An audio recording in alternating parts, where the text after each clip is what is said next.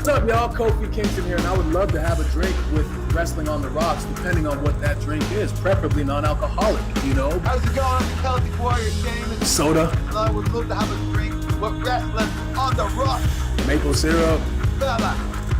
I would never have a drink with Wrestling on the Rocks.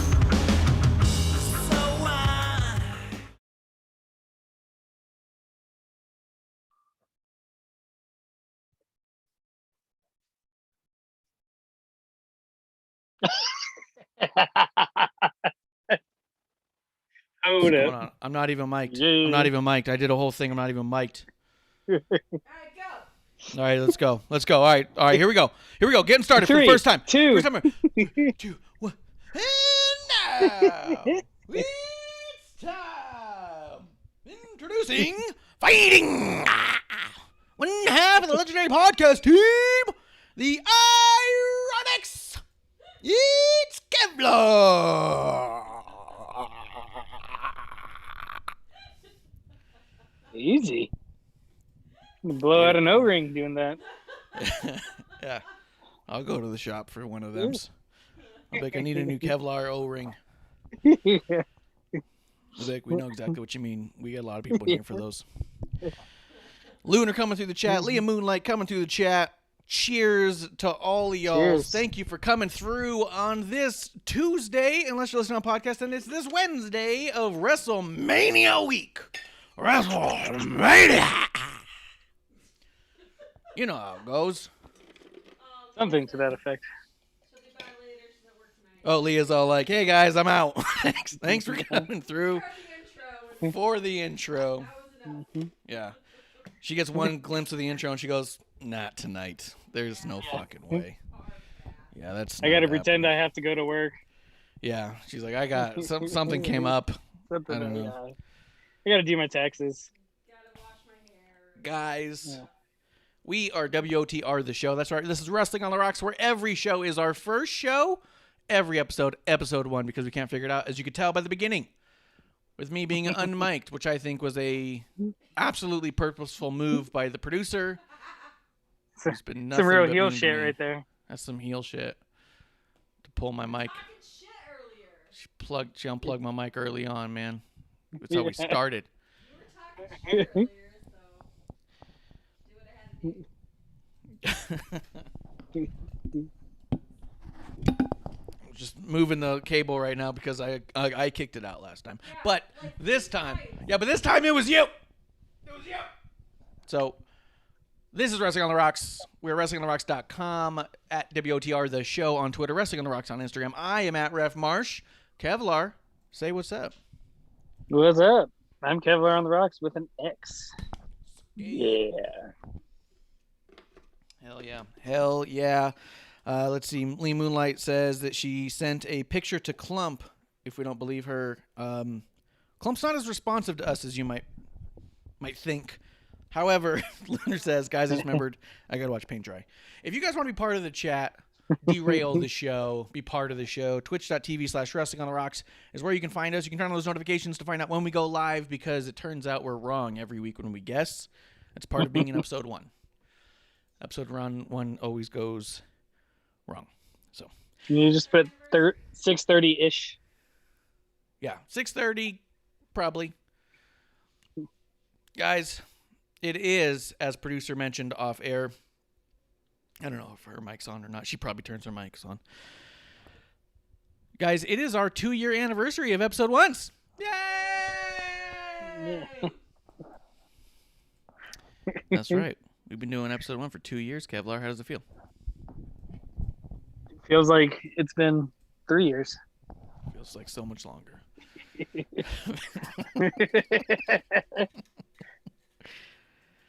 We I'm need like going a to... anniversary clip show. Oof. Just Maybe. like everyone passing gas throughout each episode. Yeah, just a lot of gas here and there being highlight reel. It's all the best points we made all decade. Just a whole bunch of those. That'll be good. We should have been compiling those from the beginning, if I'm being honest. But apparently we've made a mistake. Now I'm going to have to go through hours and hours of archived episode 1 footage to find it. To sniff it out, as it were. Nailed it. Nailed it. Kevlar, let's have a drink together. I'm having Screwball. What is in your glass? Mine is also Screwball for the Goddamn Misfits, right. Black Sheeps, and the Screwballs. Oh, yeah, that is us. That is us to a T. I'm finishing off this bottle of Screwball with my Screwball drinking buddy, Kevlar. I'm finished off with my bottle as well.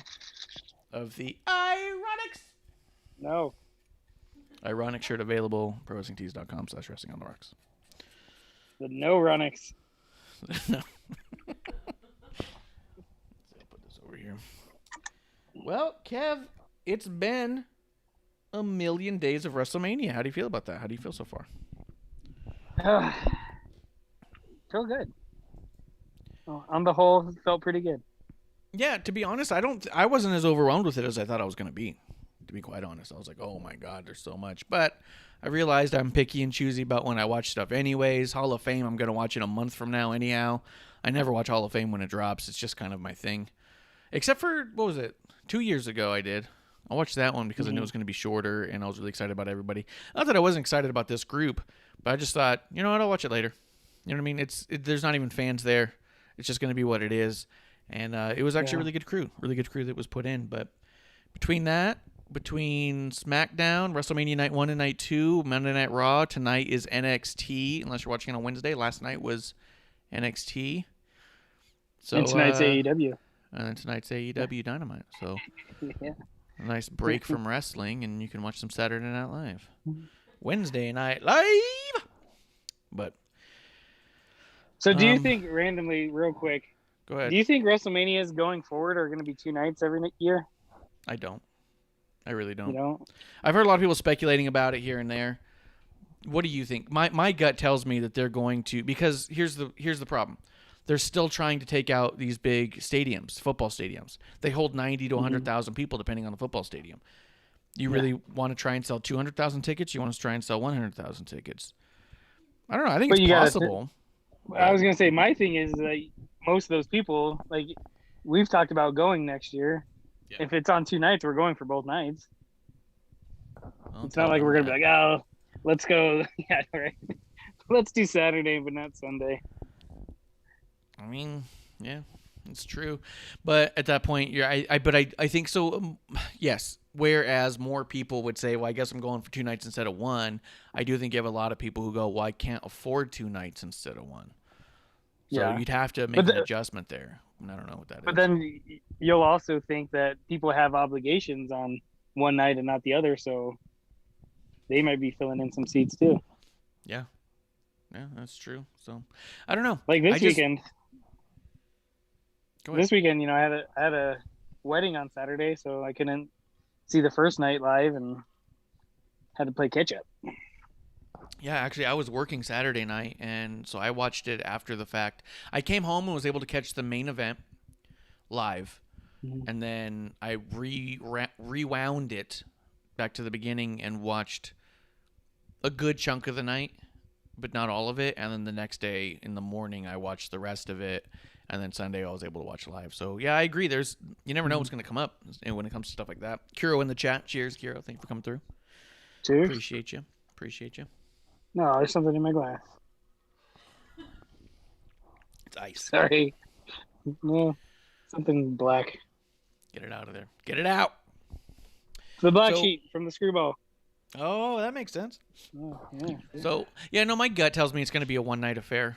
I don't think they're going to continue to do 2 nights. I think also last year was 2 nights for necessity. I think this year was 2 nights close to necessity as well, because realistically, they could only put 25,000 people in there. They wanted to sell at least 50,000 tickets, you know? Yeah. And what's crazy to me is it looked like there was a lot more than 25,000 people in there. Well, they put up the cardboard silhouettes. No. They did a ton of that. Matter of fact, there was somebody in one of my chats who was there live and video chatted in, and he was like, yeah, there's only 3 people in my whole row. The rest is all cardboard. And I was like, that is awesome. That is awesome. Yeah. So they did a great job making it look like a lot more people. Yeah. So, but I do think that ultimately you go back to one night. I hope it's going to sound shitty, because we all love our favorites. I hope they go back to realizing how successful they've been this year with these 2.5, 3 hour pay-per-views. I hope the next WrestleMania that's one night is not 8 hours. I hope it's like 3.5 or 4. And they just cut a lot of people. I hope that there's a lot of people who just don't end up on the show to drive that competitive nature back, to prove that you deserve to be on the show, to get your story over, to get people talking about your match, to get you to WrestleMania. We'll go through it. There was a number of things on here that felt an awful lot like filler. Yeah, I was gonna say that. There's a few filler matches that should have been on, a SmackDown or even the Raw. And then the one thing I didn't like is that the Andre the Giant Battle Royal was on Sunday. I mean, on SmackDown. Yeah. And not actually at WrestleMania. Yeah, that was a bummer. But they've labeled everything WrestleMania this week. Matter of fact, it was SmackDown WrestleMania style. WrestleMania night 1 and night 2. Monday Night Raw, day after WrestleMania. And then SmackDown's going to be the SmackDown after WrestleMania. And then the next pay-per-view is called WrestleMania Backlash. Yeah. At first I liked it but the more they said it last night, I don't think I like it as much anymore. WrestleMania Backlash? Yeah. You know what's funny? Is all it is stating the obvious. Because I saw a number of people complaining. Matter of fact, just in time, who's not in our chat right now, so I'll talk mad shit about him. I'm just kidding. Hurry. He's a good dude. Yeah, hurry. You never know he's going to pop up. Get it out. Yeah. He was saying how he thought it was shitty that WrestleMania Backlash was being built up as WrestleMania Backlash, and that a number of these matches are rematches, and said, doesn't this undermine WrestleMania? To which I said, what the hell are you talking about? Where's Bishop to call this a terrible wrestling take? Except Bishop comes in and goes, this is a great take. And I was like, obviously from the guy who only knows terrible takes, he would love it. But that's what Backlash has always been, dude. Yeah. That's where it got 100%. its name from. The name is Backlash because it's the backlash from WrestleMania. It's always been rematches. Always. But wasn't it sometimes Payback? Payback is a different one. It's in the middle of. It's like Payback is after Money in the Bank or some shit. Bank. Yeah. Yeah. I always get those ones mixed up. Mm-hmm. Yeah, I was kind of calling like you Payback for a while. TLC. Yeah, kind of like Extreme TLC Rules. and Extreme Rules. Yeah, just Yeah. do one. Yeah. Who won what type of match? Right. Okay. Yeah. But yeah, so Backlash has always been a WrestleMania rematch card, and every single year I hear the same exact. Doesn't that undermine it? No. It solidifies it. It is the exclamation point at the end of WrestleMania. It's where they undo any WrestleMania mistakes that were made. It's where they solidify and underline everything that is definitely what they're doing moving forward. You know what I mean? But see, yeah, I can see where they're coming from, because WrestleMania a lot of times is supposed to be the end of the road for a lot of these storylines. And then, to continue a few of them, like, I see where they're coming from, but then, yeah, but at the same time, it's like, whatever. Like you said, they've been doing it for years. It's the shit after the credits, dude. They have the big blow-off. The big blow-off happened, and you go, this was an amazing moment. But guess what? The show's not over. So WrestleMania would be the end of the season, yeah. But what happens at the beginning of the next season of all your favorite shows? Go back and watch Breaking Bad. At the end of each Never seen season, that. I don't care. It's just theoretical. Name a show. What's the show you like? What do you like? Toby Keith? What do you watch? Ren and Stimpy. Ren and Stimpy. Toby Watch. Keith is a person. He's got to have a show. Look at every good home improvement season. Toby Keith. Yeah, Toby Keith. All the seasons of Toby Keith end on a cliffhanger. You know what I mean? Yeah. All your favorite shows end with a big cliffhanger or a big kind of like And then they come big back payoff. here. Yes. Yeah, and the first episode of the next season is previously on Toby Keith. You know what I mean? It's all 100% like, yeah, you have to backtrack a little bit, talk about what just happened, and say, are we continuing with that? Or are we saying, yeah, maybe that shouldn't happen? You know what I mean? Because that happens in wrestling too. People win. And here's my big fear at the end of it all, and we'll get into this as we keep going. My big fear is that they're going to rewind Bobby Lashley, Drew McIntyre because of the crowd reaction to Drew McIntyre. Here's the other thing, though. But how much was that pumped in? How much of the noise is pumped in? That's what I want to know. Okay, so out of the 2 people I know of who were there, who rewatched it, they said they did not hear what they believed to be pumped in audio crowd. That they felt that was all how it went. But one of the things I noticed, because I rewatched Bobby and Drew McIntyre today, and by rewatch I mean really watched for the first time, because the first 2 times I skimmed through it, I did not want to see it, and I just did not give a shit, even though I knew who won. And I was excited about the winner being Bobby Lashley. Hey, yo, Bobby. Yeah. Bobby. Bobby. Hey, yo, Bobby. I disowned my son because he said he's a Drew McIntyre fan today. What? Which one? The Trace. Oof. I'm not too sweet in that kid one more goddamn time. I'll tell you that. Yeah. That kid's getting no more too sweets. We were finishing Raw, and he's like, but I like them all. I was like, what about Drew McIntyre? And he's like, yeah. I was like, you're not my son. Yeah. Go to your room. Go to your room and let me cool off. Yeah. Get out of here. Yeah. I like Drew McIntyre and his sword. His sword? Yeah. Get out of here, kid. I just need a moment to cool off. Am I grounded? Please give me a moment. Yeah. He's furious.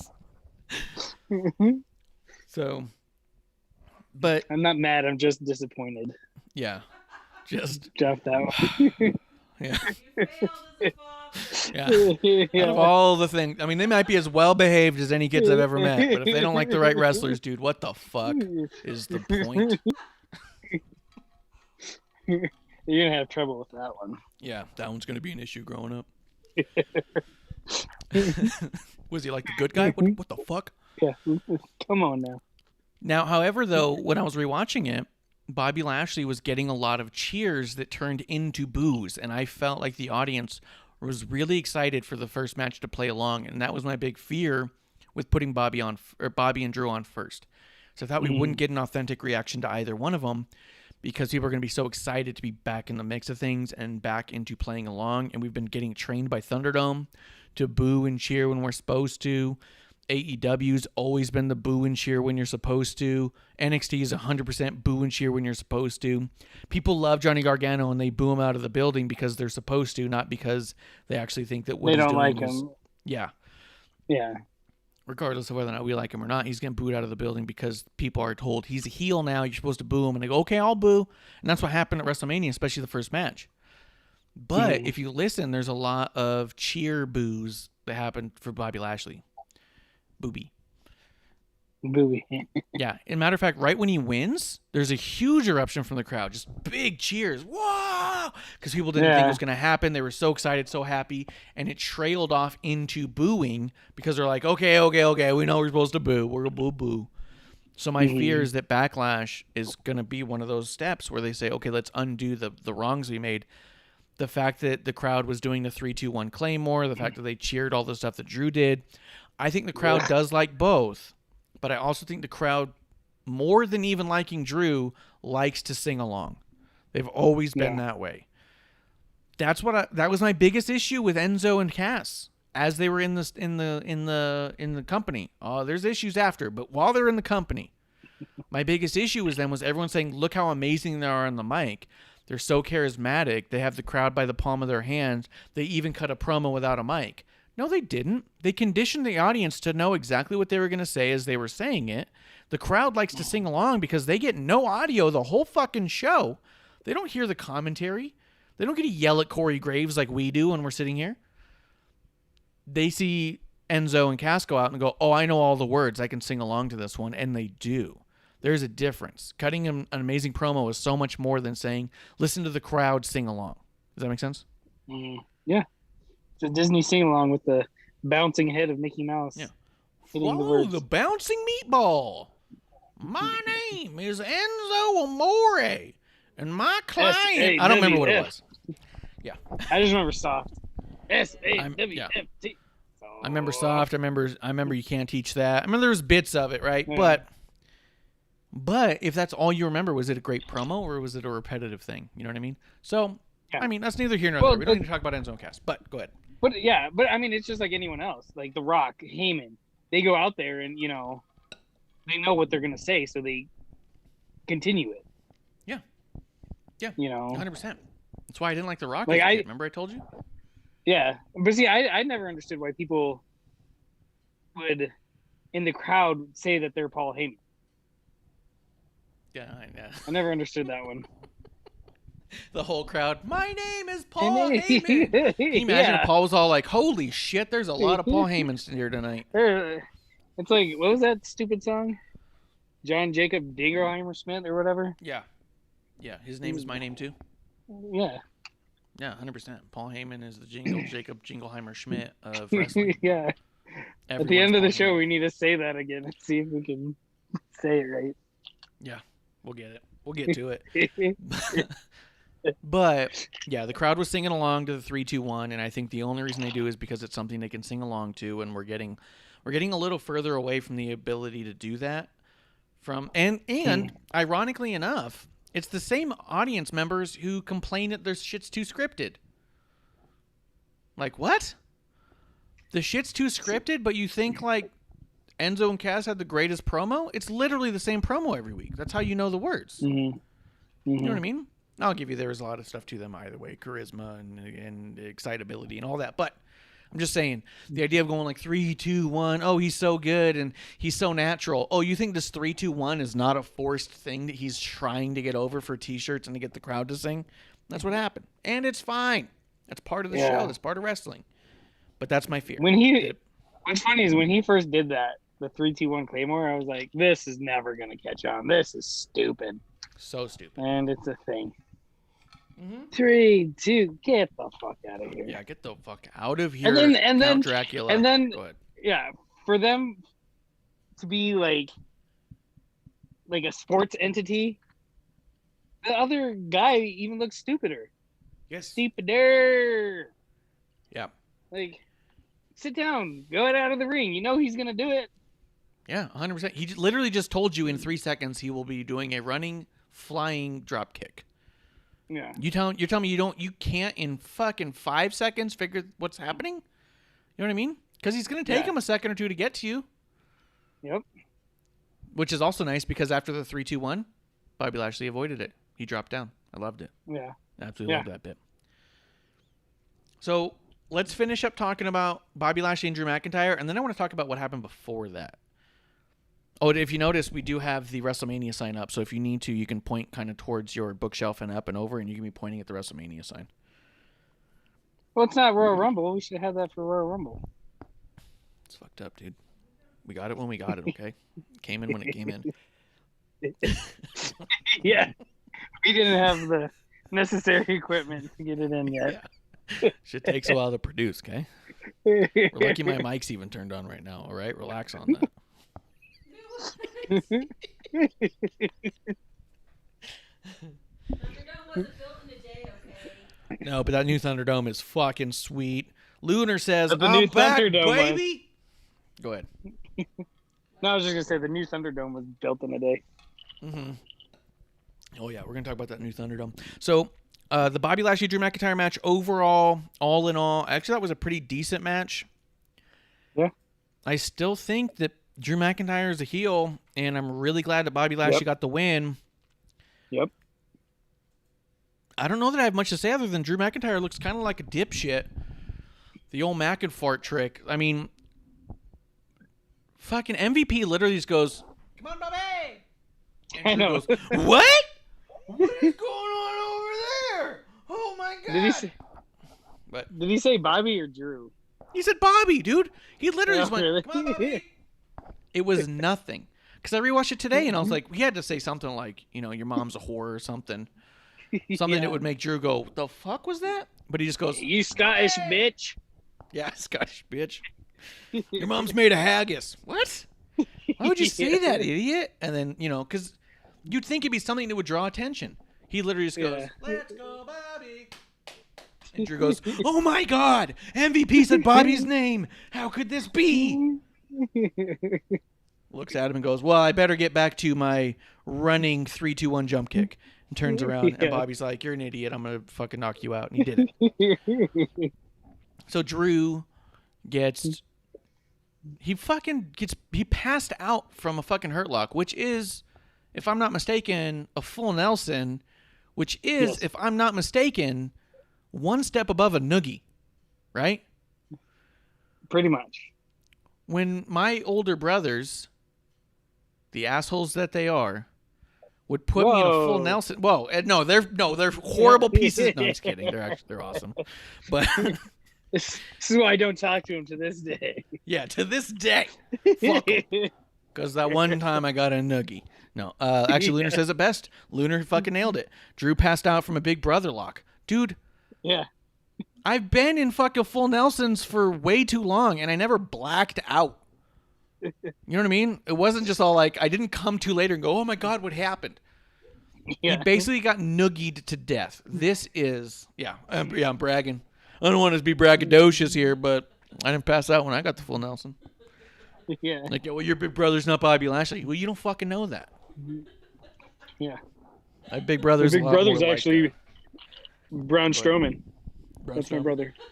I was going to say he's a lot more like Hornswoggle, but, that's neither here nor there. The Aaron Marsh podcast. No, he's like Mac and Fart the time that he Oh, the Mac and Fart that came out from Bernard. Yeah, 100%.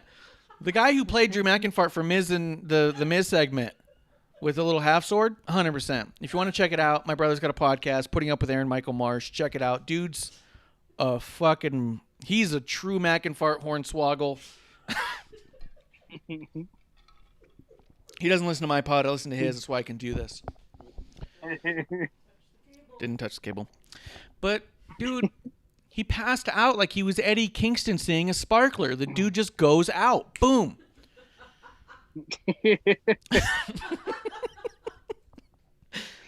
It's like the full Nelson reminded Drew of being in prison. Just goes out. Anxiety. Boom. Out. Yeah. I'll be honest. The hurt lock looks brutal because Bobby Lashley is vicious, but at no point has anyone passed out from it. That is a different level. You're telling me the pain was so great that Drew's just like, well, I guess I'll just go out. Maybe Bobby farted. Bobby could have farted. I mean, just shit his pants, and Drew's like, oh God. That's true. Bobby does look like the type who has a lot of protein intake. Like, he seems like the type of dude you don't want to be stuck in an elevator with. Him and Hammerstone probably could wreck a bathroom. Yeah. Yeah. I could believe Blow that. that shit up. Yeah. So it's possible. If Bobby had a protein fart, then Drew McIntyre could be done for. However, Drew McIntyre is known for being a fart. He's known for being a number 2, as Roman called him, and MVP called him. Everyone's calling this dude a number 2, Drew McIntyre, and I love it. I hope that backstage they give him shit for that. But I don't know. That's neither here nor there. Either way, let's wrap it up. I've been saying that for a while. Anything else you want to say about Drew McIntyre getting a big brother lock to death and passing out like Eddie Kingston seeing a sparkler? No, I think that's it. I mean, I've been saying it for a while, and I thought Braun was going to do it, but I want somebody to bring back the God dang it, the thing Lex Luger used to do. Ooh, Torture yeah, the torture rack. Torture rack, yeah. I've been wanting one of those two guys to bring it back. But yeah, I mean, if it was the torture rack, that would have been awesome. But can you imagine Braun Strowman with a torture rack? What that would look like? That's what I'm saying. I thought when getting into it real quick, when he picked up Shane in the cage, I think with his shoulders, and I thought he was going to do the torture rack, and I was like, yes, finally. And then I forgot what he did. He like threw him or something. Holy shit, dude! I think that's the big. We got to tweet out to Braun tonight. Braun, please, drop the train, pick up the torture rack, become the Torture Express or some shit. Yeah. Get these torture racks. Yeah. Get this rack. As he flexes his boobs. Blows a kiss to the camera. I'm gonna rack you, boy. Yeah. That's how it should come out. No. I'm country strong, and I'm gonna rack you up.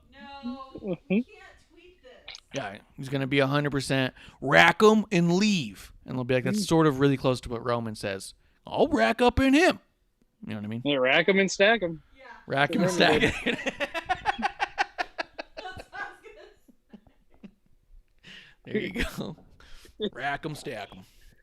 Hell yeah, dude. We'll shoot that out to Braun Strowman. We'll see if he listens. There's a good chance he tells us to immediately remove the tweet and then becomes doing it anyways, and we'll just be like, yeah, we know what happened. So, and if you, Drop the choo-choo. yeah, that choo-choo shit's gotta go, man. Although I'll tell you, the last two or three times we've seen him, I've not heard the train noises. Yeah. So that's been good. That's been really good. Yeah. So, all right. So Lunar agrees. Braun totally needs to use that. Let's rewind a little bit before we fast forward again. Yo, dude, the show opens up first off with everyone coming out on stage, and I fucking loved that. I loved it. Remember, we've been talking about this pity party for a long time for Drew, and I'm so excited this WrestleMania did not become Drew's pity party. Yes. Actually, kudos to Drew for that. I love that they started it by having everyone come out and having Vince McMahon open up WrestleMania classic style. WrestleMania! And I like that they did the America the Beautiful right there with the whole locker room out there to kind of be there and hear the crowd and absorb it. And you could see members of the locker room. Yep. You could see them drinking it in. You could see them getting choked up. You could see them getting emotional. I like that right behind Vince McMahon was Sasha Banks. And as Vince is saying this stuff, you can see Sasha Banks go, "That's right. That's my friend." Talking about Vince, which is so fucking funny because she tweets at him, "Thank you, Vince McMahon," every day. It's so fucking funny. Kev, also from a personal standpoint, I think I mentioned it. I don't remember if I did or not. Seeing BB Rexa out there with her guitarist, I believe it was Jin. I don't remember her last name. I don't want to say the wrong thing, but her first name's definitely Jin, Jin. They're one of the few artists that I remember taking notice of when I lived in Brooklyn and thinking, why are these people not huge? They got such a cool sound. And since then, they've been blowing up and doing big stuff. And to finally see them actually at WrestleMania for me, which is cool because it was like the worlds collide. So when I saw BB Rexa get a Grammy nomination, I was like, hell yeah, she made it. Fuck yeah, cool. And I'm not the hipster type to be like, I've been listening to them since before they're popular. This just happens to be the two of four artists I noticed in Brooklyn when I was living there out there doing stuff. You know what I mean? And also they're in the right spot. If they're in Brooklyn, they got a shot. You know what I mean? So it's good for them. But to see them on WrestleMania for me just gave me good feels immediately.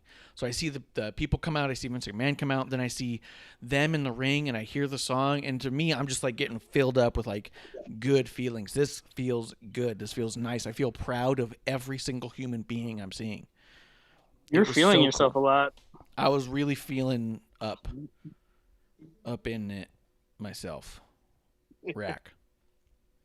So Kev, what'd you think about the way they opened the show? I didn't like it. It was good. I did like it. It was kind of like you said, let everyone experience it. Because even I saw, what's his name? The dude Jinder? from, I didn't see Jinder. I saw Jinder. But the dude that used to be the announcer that was a part of Mustafa's thing, Retribution. They used to be an What's his announcer. name? Mace. Mace, there you go. Jesus Christ. Yeah. I got there eventually. Mhm. But I saw him out there and stuff like that, and I was like, cool. He, I think it showed a lot of the guys lower down on the card that didn't even have matches. Hey, this is what we work for. This is what we do. Because it's been a while. I'm sure they've lost sight of that. Mm-hmm. So I think that was really cool. I didn't like that Sasha was right behind Vince because I I'm always the one that likes surprises and pops and stuff like that. And I think seeing Sasha with a makeover, if she first came out to her match would have been better. I get you. So it ruined the even if she was just here. even if she was just wearing something where you could see it, Sasha, but you can't see, her hair being different or whatever. I think that would have been better. Yeah, if her hair was back and she had a long black coat on or something. Yeah. Yeah, I can or see a that. hoodie or something. It was raining. Especially because, Yeah, go ahead. Because her look was so different than what we're used to seeing her in. Yeah. It's not like Is it, Bianca like, where it's a different variation of a similar gear. This was like Yeah. loud. It was like when she first came out with her blue hair. I was like, oh shit, it's blue. For a second there, I thought it was Naomi. It was very Naomi-ish. Yes. But I liked it, But like I said, I just wish they would have, they ruined their own pops even during their own things like that. I think that's one that's okay, but I hear you. I don't disagree with what you're saying, but I do think that this is one of those instances where, as Titus O'Neil said, 1 year, 1 month, and 1 day since the last time there was an audience member for any of these performers. If she wanted to be front and center and standing right behind Vince McMahon and absorb it all, I'd be hard pressed to say, Sasha, you got to be different on that one. But like I said, just put on a hoodie, cover it up. Yeah, a hoodie with a sweater. Yeah, zipped up. I got you. So that immediately was followed by a rematch. Matter of fact, back from a old Backlash, if you remember, the old Vince McMahon versus God, which previously Vince McMahon has won against God, who did not show up for the match and then accepted a forfeit. We had a rainstorm come in and try to destroy WrestleMania. It was put it on like a 40-minute delay, dude. What did you think about all this? I loved it. Like, obviously, I didn't watch it. I didn't watch it live, so I loved it. If I was watching it live, I'd be pissed. But since I didn't watch it live, I loved it. It brought real sports to WWE, like a real sports feel. Yes. He didn't evacuate with the thousands of people. Yeah, he wasn't evacuated from his chair, but I agree with you. I also didn't watch it live, so when I went back to rewatch it today, because that was the other thing, is I didn't realize it was that long, and they did that many promos.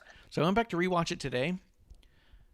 Man, how magical was watching that production value? Just because they're scrambling. They thought they were going to go live right now. And now you have Kayla and JBL and Peter Rosenberg, who were out on the stage with everyone else, getting rushed back to their kickoff stadium, or their kickoff set, so they can cut back to them. So they're cutting between Sarah Schreiber, the desk, Kayla's set, and Kevin. I don't remember his last name, but there's a Kevin announcer guy. I know who you're talking about. Yeah. The British dude, right? Yeah, I want to say it's like Kevin Grant or Kevin something, but I think he's Irish. I thought he was Irish. But yeah, I don't know. Either way, so they end up cutting to the table, and Michael Cole's like, hey, bad news. It's going to be on a delay. And then you just watch Michael Cole, and if you're focusing and paying attention to all this stuff, you're watching Michael Cole kill time. He's talking to Samoa Joe. He talks to Byron Saxton. He's playing the middleman. He's pushing things back and forth. And I'm like, this is so good. Like, he's so natural at just keeping this conversation going. Then he goes, okay, guys, I got to cut back. Sarah Schreiber has Shane McMahon in the back. And then you watch Sarah Schreiber do something we've never seen her do, which is come up with shit on her own. All the announcers, and it really struck home to me during this, all the announcers, all the backstage interviewers always walk up to each person with a, hey, Braun, you got a match coming up with Shane McMahon. What do you think about this? And putting the mic out in front of them. And then that's it. The talent says their promo that's scripted, and then they just hold the mic and they just stare off into the distance weirdly, and it cuts. That's what all those backstage segments are. You never see them have to, like, actually BS their way through an interview, and here you saw Sarah doing it. I thought she did a great job. I did, however, feel like, fuck, this would be the spot for Renee if she was still here. Renee would be amazing to put on a mic and say, you have to go get an interview with somebody, and you got to make it drag on as long as we need it to. You know what I mean? Yeah. Because, and I am gonna kick it back to you here, Kev, but because I noticed as Shane and Sarah are going back and forth, having an actual conversation, and Shane's doing a good job, Sarah's doing a good job, Bobby Lashley comes in, stands in front of Shane, and pats him on the stomach and kind of gives him a nod like, hey, man, they set me in. And Shane just kind of like nods and walks out. And I was all like, oh, shit. Go ahead. Yeah, I thought that was really weird. Because I was watching it, I was like half paying attention because, like you said, they were just killing time. And then all of a sudden I saw Bobby just like get in front of Shane and was like, get out of here type of thing. And it was like, okay. And, and then Bobby did his thing. And then when Drew McIntyre showed up for that, I was like, oh my God. Get Oh, him yeah, out of for here. sure. That But part I pissed will me off. say- and then I skipped the rest of it. Really? Yeah, I didn't Oh watch my the rest of God. them. You missed out on some really good ones because what the Bobby Lashley things did to me is it told me that Shane and Sarah were sent out and said, keep talking until we tell you to stop. And they were doing their thing. Bobby gets told, Bobby, go over there, get going.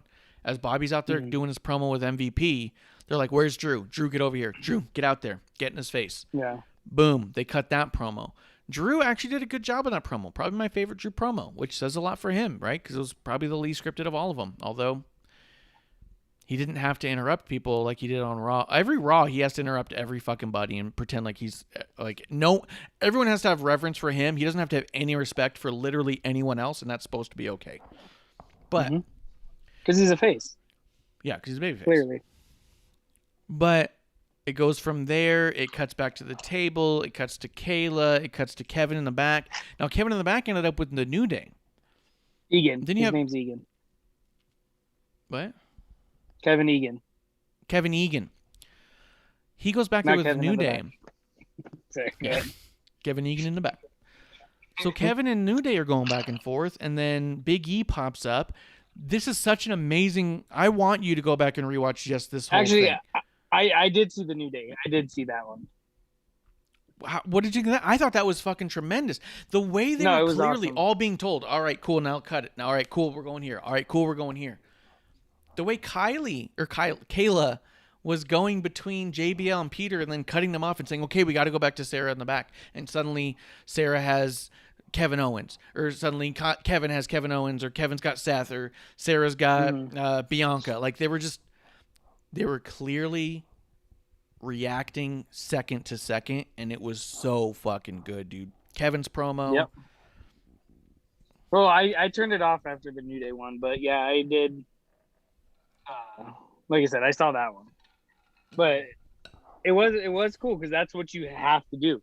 The NFL, if a game goes in weather delay, they just, say, hey, we're gonna show you these clips or whatever, talk about the game, and I think they show like older games, like in baseball. I think they sometimes show, oh, this was the game yesterday or the day before, and with this, obviously they couldn't really, but. It was cool. It was interesting. Like I want to see, no dig at AEW, but I want to see other people or companies face this. Like, hey, go out there and kill an hour. Unscripted, just go. And I think truthfully, I think they might have been setting up for Bobby and Drew to go on backstage. I think that was a very real possibility, yeah, that they thought they might just start a match in the back and have it work its way to the ring.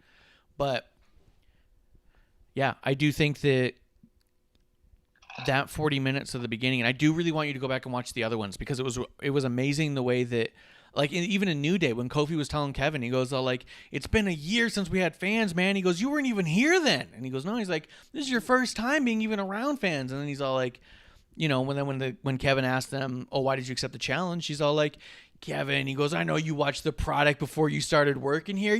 We're fighting champions. The way they were so casual with Kevin, I loved it. Seth Rollins comes out and actually has such an amazing interaction with this guy. Because he walks over, puts his arm on his shoulder and patting him. He's like, Kevin. Calls him Mike. Actually, he goes, Mike. And he goes, Kevin. He goes, Mike, it's so good. He goes, you weren't even here. He's like, this is your first WrestleMania, right? And he goes, it is. And he's all like, ha, ha, ha. And it's chaos. Like, Seth is loving the fact that it's this kid's first Mania. It's the first time he's been around fans in the business, and nothing's going the way that he would see, right?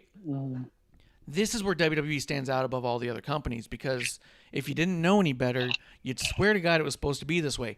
Byron Saxton's microphone literally explodes while Kevin Owens is talking, and you hear it. While Kevin Owens is talking on the mic, all of a sudden you just hear like, and then it comes back to Kevin, and you're like, what the fuck was that?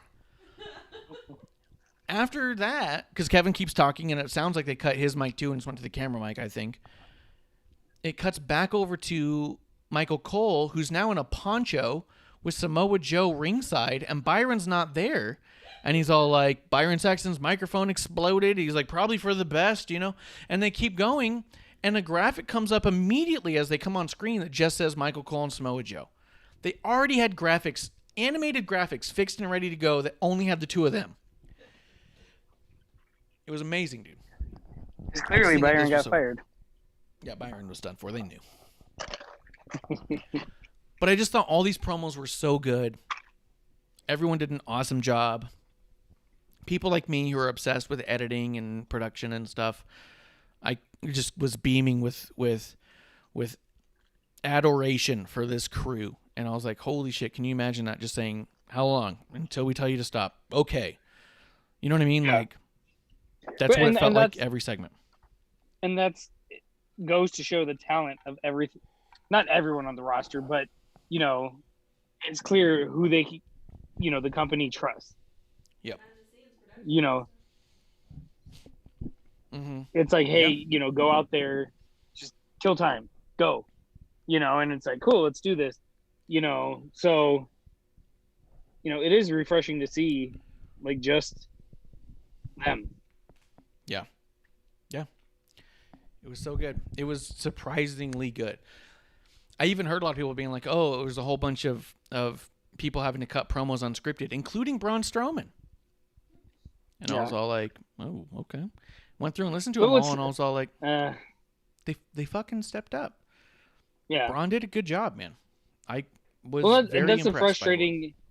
That's the frustrating bit with Braun is, you know, there's a couple times where you're like, oh, he went, maybe not off script, but he just went. You know, he might have forgot his line and went, and it was like, great, this was great. And then you could, you know, it feels like, I forget, you know, when it was, but it was like, all right, you know, just go out there and do it. And then that's when he was like stumbling over his words, and it was just like, wow, what the hell's going on here? It's when he had the story with Brock and Paul Heyman, like, basically called him out on live TV and said, like, say something. Oh, else. yeah. And then Braun was all like, I don't wanna. You know what I mean? It's My kinda dad what it can sounded beat like. up your dad. Yeah. It was really rough. But Braun's come a long way. And I think a lot of the talent there's come a long way. And I think it was fantastic. So if you haven't seen all of that, I would encourage you to watch all of that. It was, I don't know, for me, it was quite a showing. And one of those things where it goes, where as you're watching, I go, this is what makes them as big as they are. This is why these people get the Snickers commercials, get the Car Shield commercials. This is why there's billion-dollar deals for getting them on TV, because they do live TV like no one else does live TV. You're not going to shake them. Yeah, Old Spice. Hell yeah. Yeah, you're not going to shake them. You're not going to rattle them. You're not going to just be all like, well, it's just going bad. We're just going to have to replay something else. You're not going to get that. You know? Yeah, yeah. Well, and that's the thing with WWE is not only do you have to go out there and speak live and do your lines like a, you know, like you're on Broadway or something like that, but you also then have to perform live, like, you know, you know, like a Broadway show or something like that. You know what I mean? Like, yeah, it kind of goes hand in hand with that. Yeah. Where if you fuck up, it's going to be evident, and then you will never see him again, Peyton Royce. I know. I'm telling you, she's not coming back. I heard a lot of people being like, well, why didn't they bring back the Iconics for this match, for the gauntlet match that we're about to talk about? Natalya and Tamina winning the tag team turmoil match. A lot of people thought there was going to be a surprise entrant to it because nobody wanted anybody in this match to win, which is weird, except for the Riot Squad people wanted. We have been saying for quite some time we wanted Natty and Tamina to win it for a lot of reasons, not the least of which being their legacy and what it would mean to them. We did do a live watch-along, me and Bishop, so if you want to hear our live reactions as it's going, we also go in depth on that too. That is up on our podcast platform. Kev, what were you going to say? Well, this is the annoying part once again, and I think it's WWE just going back and being like, hey, these idiots aren't going to remember what we said. But two of those teams in there had a number one contenders match. Yes. Or a number one contenders opportunity, a title opportunity, I should say. I sound like an idiot. This is why people are supposed to forget this shit. Yeah. But, you know, who is it? Naomi and Lana are supposed to be number one contenders. And who else was it? Well, wasn't it Tamina and Natty? Didn't they win a Dana number and one Natty. contenders? And Dana. Dana and Mandy were number one contenders in the past year. Yeah. So was Natty, Tamina. I feel like the Riot Squad would have had to been, but maybe they weren't. But you're right. I don't think they ever won one, but they were in them. I think it was Mandy, Dana, and I think it was Naomi, Lana. I think those were the two that were number one contenders Maybe. recently. But it was just weird. It was, and I do think the right team won. I thought Natty and Tamina should have won, and I thought that they should have gone in and went to win the titles the next night. A lot of people here were talking about how they thought the Riot Squad should win, how they thought the Iconics were going to return, but they threw in Carmella and Billie Kay, which that's notable as well. Yay. It's weird. It was weird. However, what did you think about the pairing of Carmella and Billie Kay? I thought they functioned well in the ring. And I'll give that to Carmella. And, because we've said it several times that we thought Billie Kay was the weaker one of the Iconics. And then seeing what Peyton did was like, "Eek." Yeah, but I But- thought it also really shined here. I thought Billie Kay did a pretty poor job when it came to wrestling, but did a really good job when it came to character.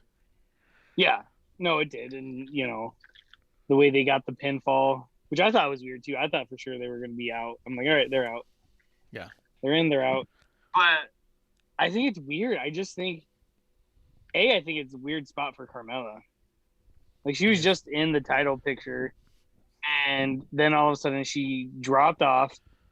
Reginald has a bigger role than she does on SmackDown.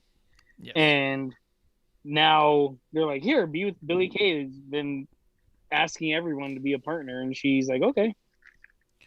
I will say this pairing with Billie Kay and Carmella, as much as we've talked a lot of shite on Billie Kay, we have not been fans in general, have not found her very funny, but understand that she's beloved. This showing of her at Mania with Carmella had producer cracking up. When Carmella comes out and then Billie runs out there with a bed sheet and holds it over front of Carmella to replicate that sheet entrance that she was getting. When Carmella starts strutting down there and Billie's like watching Carmella and trying to replicate that and looking all goofy and silly, getting in the way of Carmella's entrance and then trying to do a similar thing. It was really working for a producer. I found it more entertaining than all the other bits she's been doing. I was kind of giggling, but producer was really won over by this one. And I do think the pairing of Carmella and Billie Kay could be like another pairing the way that Carmella was with R-Truth, where a lot of people just are excited to see the two of them out there. She brings out the best in her partners. Who's she? Carmella. Carmella? Could be. Could be. She's never really had that many partners. Yeah. Well, But I think, she doesn't drag him down, that's for sure. yeah. I mean, hopefully, this will help Billie, develop as a talent. If Carmella actually takes her under her wing and says, hey, let's do this, let's do that. But at the same time, I think they need Billie Kay needs a total, I don't want to say a makeover, but like a character makeover. Yeah. You know, I mean, go out I there think and this be will like work for them for a Carmella. bit, Just though. just be a bitch. Mm. Be stuck up and snooty or whatever and run with it. I'm not saying Carmella's a bitch, by the way, but, she thinks she's better than other people, is what I'm trying to say. Yeah. No, she's obnoxiously cocky for sure.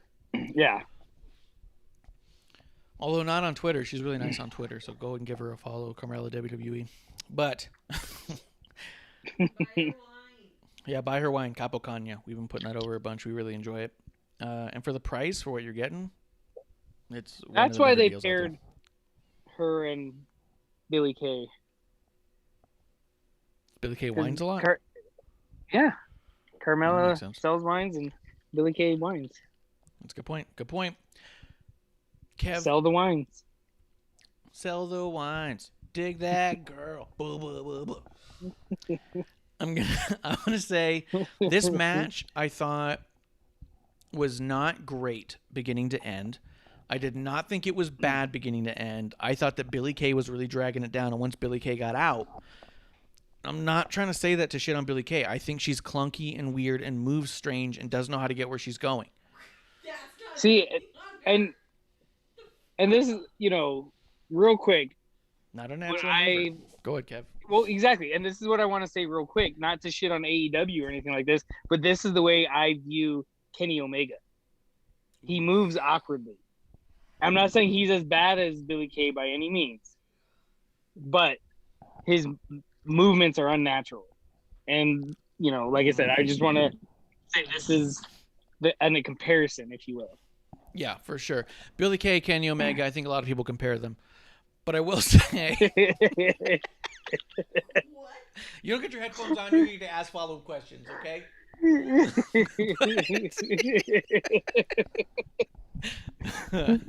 I think to all the people who keep saying Riot Squad should have won, I think are people who don't watch women's wrestling for the same reasons that the rest of us watch the rest of wrestling. No, they wanted a hot chick to win. That's it. Whew. Well, you said it in a real nice way. That's all it is.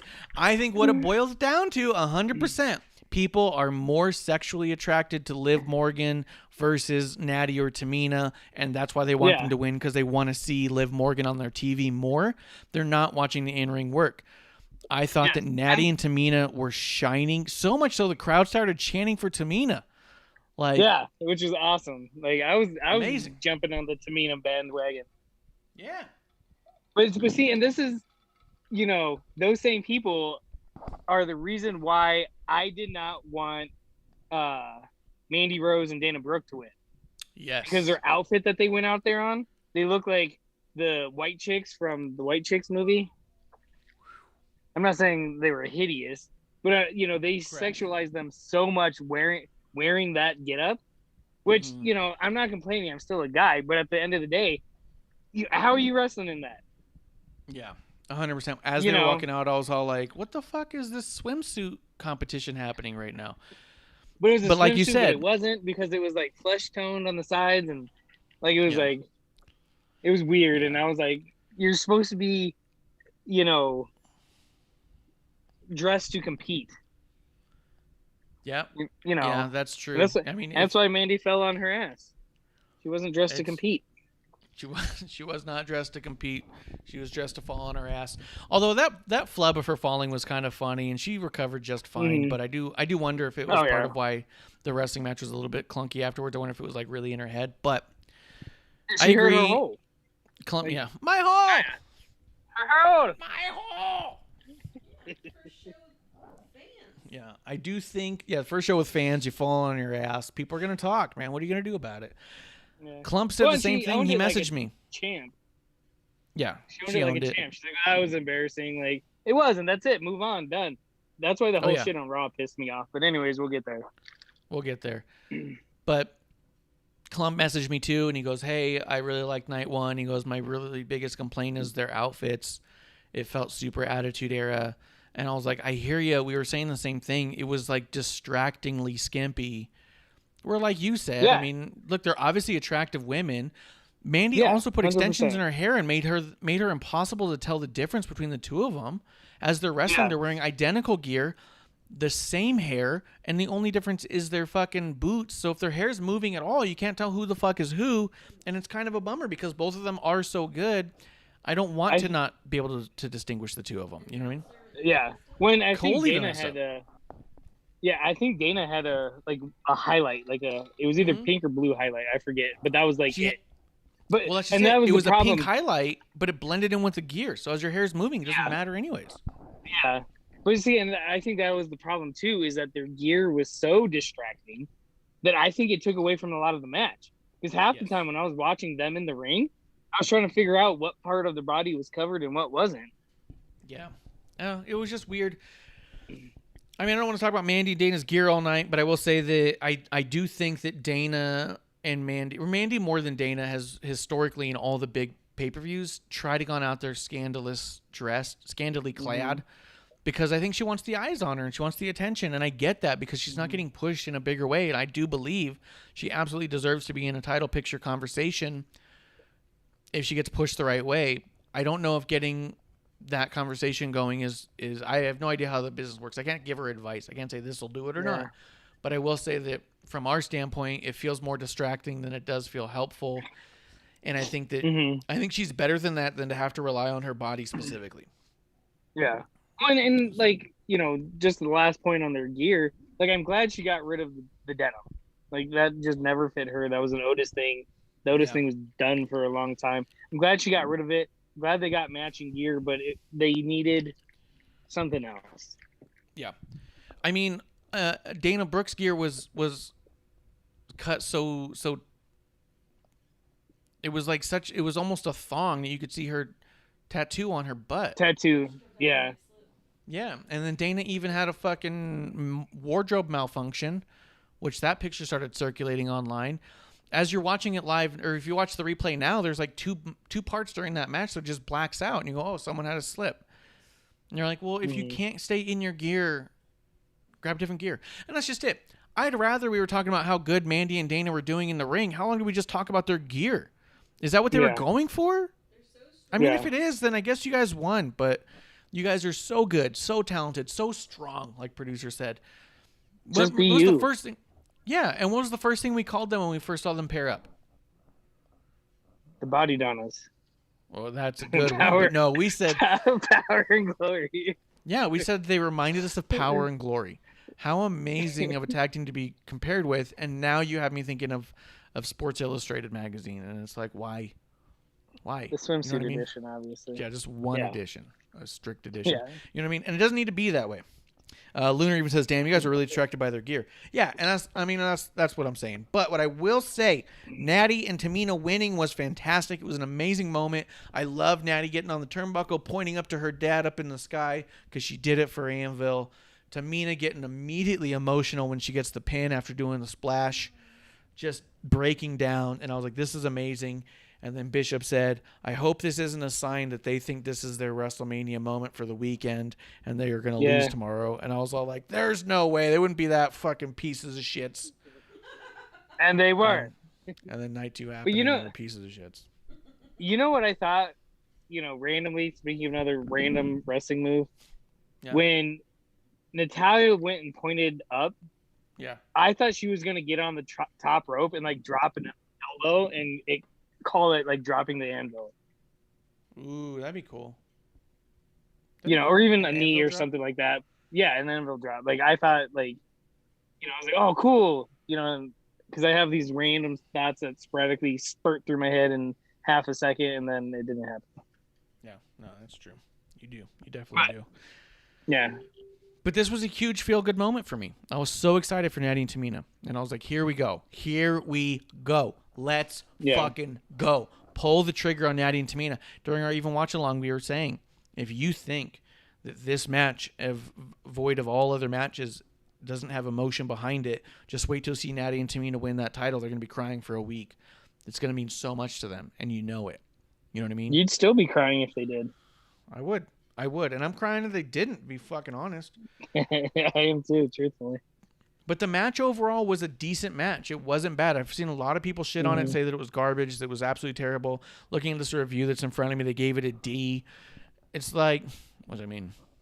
Gave it a double D, you know what I'm saying? But it's like, fuck that. Like, once Billie Kay was out of the match, it was a much more fluid wrestling style match. Once the gear issues with Mandy and Dana were set aside, it was a solid match. But when it actually came down to Riot Squad and Natty and Tamina, it was great. Those two teams are working so good together. Ruby Riot is a goddamn ragdoll. Yeah. I thought it was fantastic at the end. Yeah. I think, I wouldn't have given it a D, but, excuse me, I don't know. Like I said, the wrong talking points, after the match are the ones coming up, and maybe that's why people gave it a D. But maybe, yeah. I mean, like you said, once you strip it down of those two things, it was a decent match. Yeah, got me hyped. I was interested in it. Like I wanted to see who was gonna win, and I was happy who won. But yeah. But that was one of those that's ones where I could say that if it came down to WrestleMania next year, I would say do the gauntlet on SmackDown and have the title match on Mania and let that be that. You don't need 2 matches. You know what I mean? Like shave time there. Well, Like, yeah, this one but felt see, like and Philip the- Fisher. Yeah, Go ahead. but and that was the other thing on Raw when they started talking about the tag team titles. You know, it wasn't brought up. I thought it was going to be a talking point after they lost on night 2. Like, hey, we had a grueling match the night before. We weren't ready. We want to do it again. Yes. You know, and maybe that's what Payback's about. But it wasn't a talking point at all. Nope. You know, and that to me was like, wait, like that's an easy talking point. That's an easy, you know, hey, this is how we transition, you know, the women's tags into Payback. Instead, they went about what social media blew up on. Yeah, I mean, and we can even we don't have a true format, so we could detour and talk about Raw for a second. Mandy and Dana, the slip was being showed. Well, Mandy falling, I should say, more so than the slip, because there was also The slips. slip. But Nia and Shayna were watching this video clip of Mandy falling.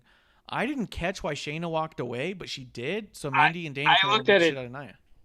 What's funny is I watched it twice, and I was gonna ask you, like, wait, why did Shayna just leave?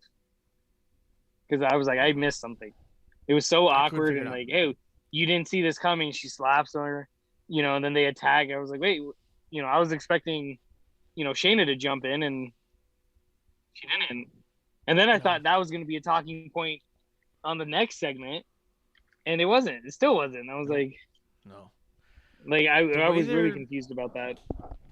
The way they're handling the whole women's title thing, because let's talk about night 2 as far as that goes. Let's just talk about the women's title, and then we'll be able to move on through all the other segments and stuff. But with the women's title, the tag title, like, first off, Natty and Tamina losing it at night 2 really bummed me out. It put me in a funk immediately. It felt shitty because I was like, this would mean so much to them.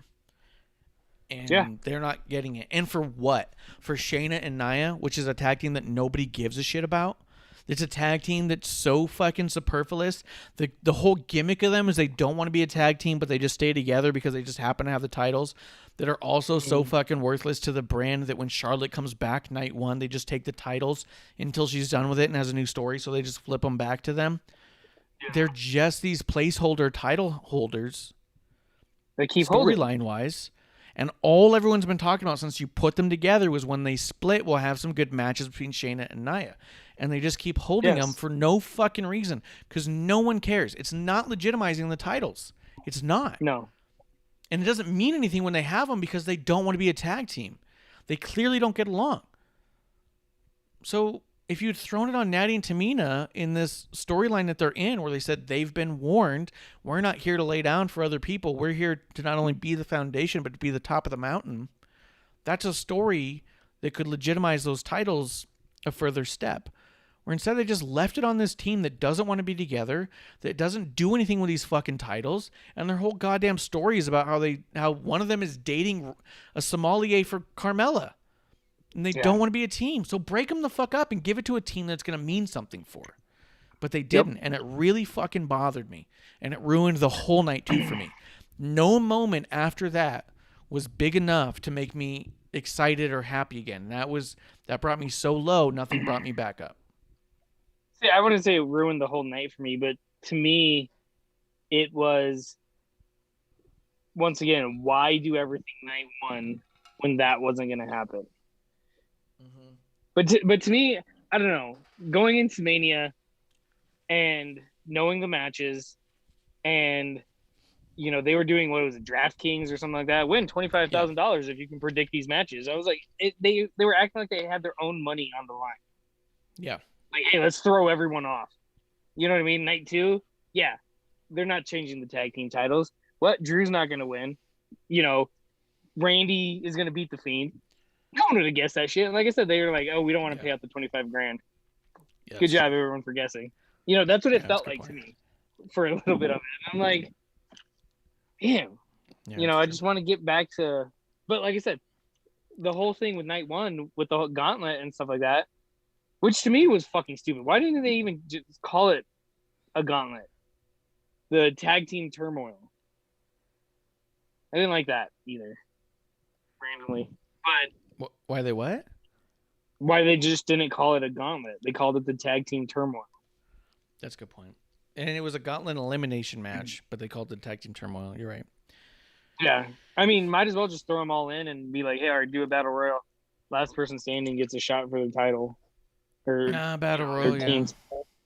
I was gonna say because I thought it was initially supposed to be a tag team turmoil elimination match because it would be a 4 corners match. But then they added a 5th team and they said, gauntlet. I don't know.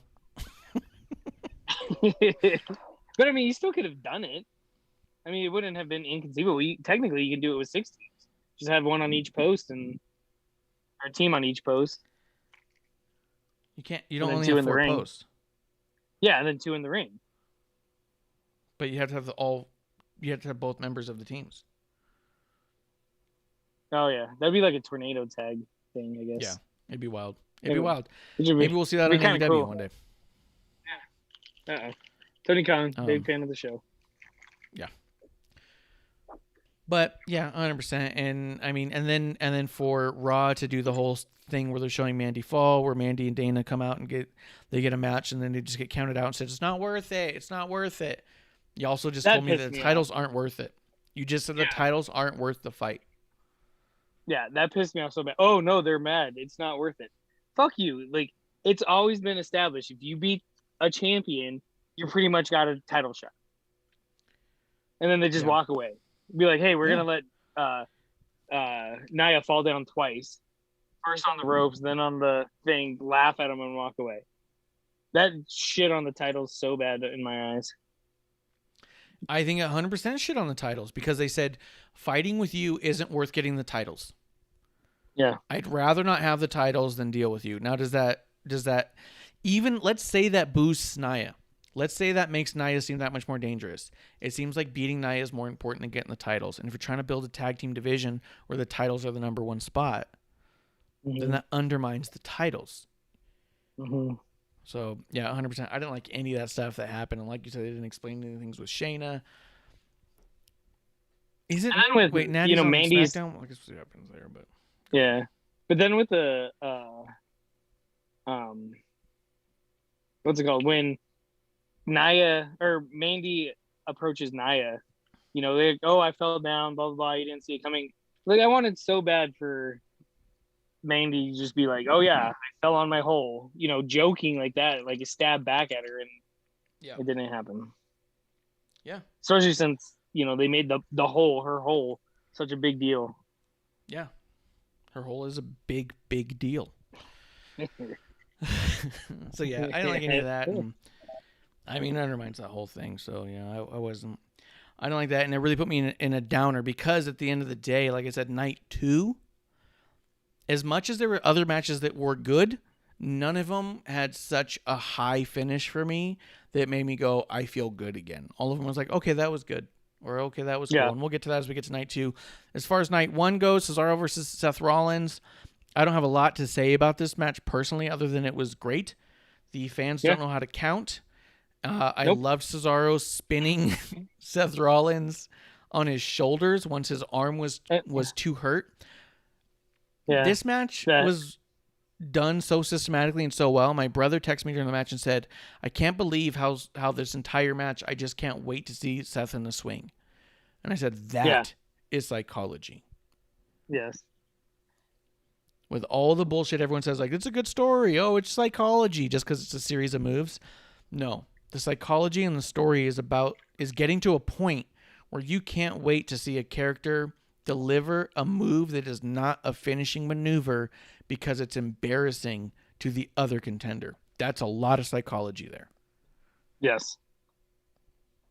No, yeah, it was great. It was awesome.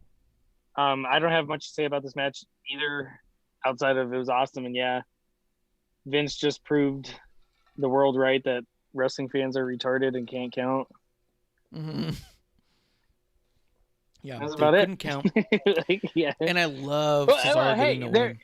They're in Florida. They've never been known to count in Florida. Good point. They've had 13,000 championships from what I hear. Yeah, several times counting in Florida come up. Yeah, counting Lord is always a thing. It's remarkable this match didn't include someone named Chad, but Yeah. Hanging there. hanging. But it was a fantastic match. Here's the other bit. All the matches night one were less than 20 minutes. And both shows were 3 Really? hours and a half. Yep. Not one match went over 20 minutes. Well, do you think it was the delay? I think so. So And I think that's they one of just the said, things "Hey, we cut saw. these short." I think it's one of the reasons the turmoil was perceived poorly was because it kind of seemed fast paced and people were just coming and going. But I think they were told, look, you got fucking 11 minutes. You go fucking get it done, you know? I think everyone was told, look, you don't get 20 minutes. I think there was a lot of people who expected more time, and I don't think they got it. And I think they were trying to figure that out. And I think this was one of them too, where the match felt shorter than it could have been for these two wrestlers. But it was a really good show and a really good showing and fantastic, fantastic story. And I love Cesaro getting a win at Mania. Yeah. Agree. So again, another feel good moment. That's what I mean. So night one was so feel good for me. It started off with all these great promos. You get Bobby Lashley holding the title. You get Natty Tamina winning. You get Cesaro getting a win at Mania. You move on to Omos getting his big debut, and that felt good. Watching everyone he's in the ring with make sure that he comes off as the biggest star in the ring when he's the most unknown. They pushed him so well in that match. Mm-hmm. The only thing I didn't like is that Omos did not have gear. It was funny, right? No, I don't think it was funny. I didn't like it at all. I wanted him to come out in like AJ gear, like exactly looking like AJ, kick pads, everything. Instead of saying phenomenal one, it says like giant one or something. Colossal like one. I think it'd been colossal. Yeah, like I think it. I wanted to see that so bad, but when it didn't happen, I was like, whatever. But then I was like, but then he doesn't have gear on at all. And I didn't like that. Yeah, at least the funny tank is top in and basketball hysterical. shorts. I meant like funny as in weird. Yeah. But it also sort of worked for him because he's like this guy who doesn't seem to see himself on the same level as the other wrestlers. He sees himself as different, which I think is interesting. And they could lean into that, and we'll see how it goes. But overall, the New Day made him look fantastic. AJ made him look like an absolute fucking legend. I love at the end of it, AJ climbs up on his shoulders. Oh, it reminded me of freaking Braun and the Nicholas. Yes, 100%. And I think that was part of the point.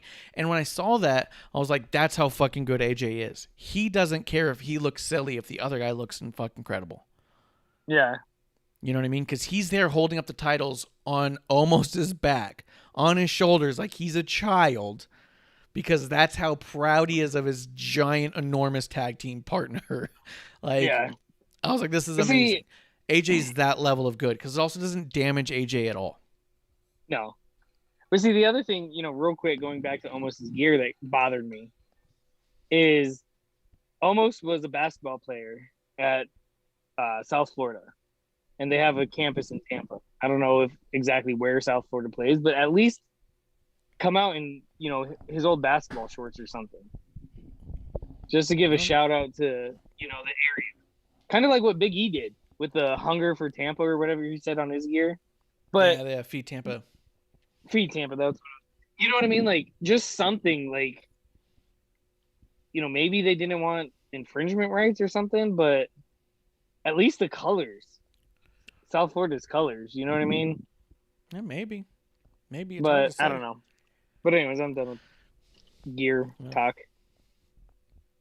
Yeah. We talked a lot about gear today. Just get all fucking worked up about the gear. Well, I mean, Except Bishop for, talked about it before. Man. During the Watch Along at Rumble. The fashion show is when it's you. When you're on, we talk fashion. Hey, what's funny, that was supposed to be Clump's thing, remember? Yeah. That's supposed to be in Clump's corner. Yeah. Clump's closet or something like that. Yeah. Yeah, 100%. But I think overall the match was fantastic. Almost looked amazing, and it was just so well done. I had no problem with the outcome. Everyone performed. I think it was to make Omos look like a big giant. They did. He looked great. You know, it was. I liked it top to bottom. Yeah, 100%. The other giant that night was Braun Strowman defeating Shane McMahon. This has gotten some flack, but I'm going to be honest with you, dude. When I watched this match, I thought this was perfect for what it was. They've done a couple storylines here and there about bullies because they do a lot of charity work with bullies. I know that Braun has been personally involved in some of that charity work with bullies, and he's talked about how, I mean, it was part of the story, but it's also part of his actual life. He was bullied as a kid for being so big. And that's one of the things people don't think about as well. They always think the big kid bullies the little kid, but sometimes smaller, big mouth kids bully the big kid for being so weirdly big, and the kid is so insecure about being different that it affects them. Oh, yeah. This was just a good, simple story for the kids in that regard that told that story that, you know what, when you bully, you'll get your comeuppance. I loved the spot where Braun rips the cage open to pull Shane back in. Yeah. I like that spot a lot, too. I almost wanted Braun just to put his head down and, like, bulldoze through the cage so he escaped first.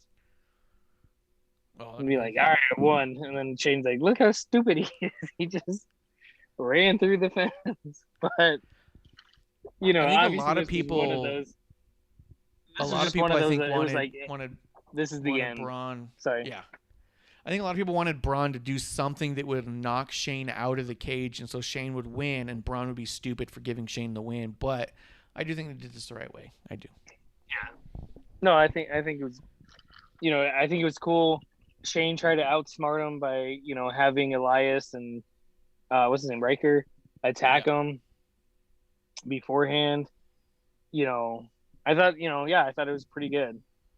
I just wanted it to me, especially since the storyline was bullying so much. I wanted Shane to talk more. Shane, like, to look what? here, stupid, talk more, like during the match. Yeah. Like, hey, stupid, look at this. Hey, you're stupid, you know. Yeah. God, you're so big and stupid, you know. And him to, you know, especially when he was in there, when he first came in, you know, hurt after being attacked, you know. But it's what it is. And, you know, I had no complaints about it, really. I didn't. And I actually thought that Braun looked fantastic. He looked like a monster among men, which was great. Mm-hmm. I think that it actually added a human level to Braun in a way that works just fine. And I think it worked as a sore spot later, right? So on Raw we get the Braun Strowman and Drew McIntyre and Randy Orton triple threat, and leading into that, Drew starts trying to tell Braun that, you know, this isn't that, and Braun's like, "Are you trying to question whether or not I'm smart enough to understand this?" He goes, "You know how well that went last time? I thought that was great." Fantastic. Yeah. Way to utilize the idea of, like, Drew, if you start talking down to me, you're going to make me more mad. And that doesn't work well for you. You know what I mean? I loved it. Yeah. Yeah. I loved really everything about wanted, that though, except for the match. Yes, 100%. I really wanted in that altercation, too, where Drew's saying that, I wanted Braun to shove Drew into the wall behind him and stand there.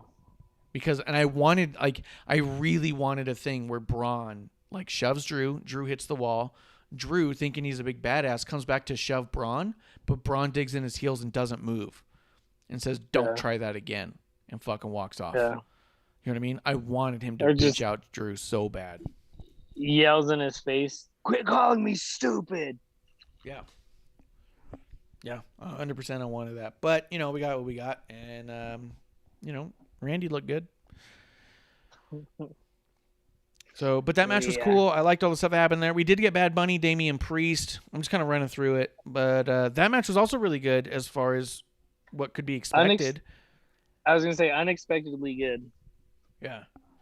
Tell me what you thought about it. All I have to say about it is I thought Bad Bunny did a great job. I still think Pat McAfee's match was better, but I thought Bad Bunny did a fantastic job. I kind of wish he didn't use the Canadian Destroyer because I think it's such a shitty move at this point. But it was nice. But he did it well. But it shows that anyone can do the Canadian Destroyer.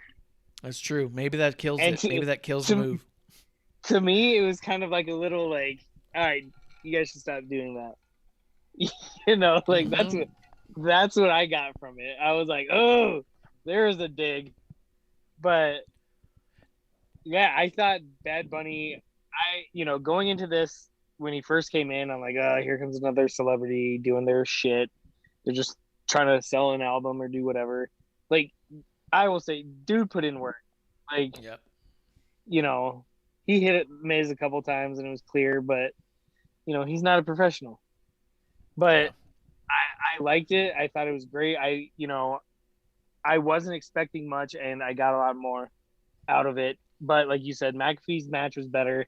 I don't like that they said, I forget which publication said it, that Bad Bunny set the bar that no other celebrity can, touch for appearances like this.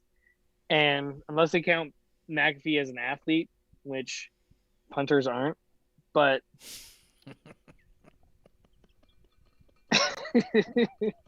he's still a professional kicker. Yeah, that's true. But like he did, like I said, he did do extremely well. Speaking of Bad Bunny, he did fantastic. Real quick, did you watch the 24/7 on YouTube thing?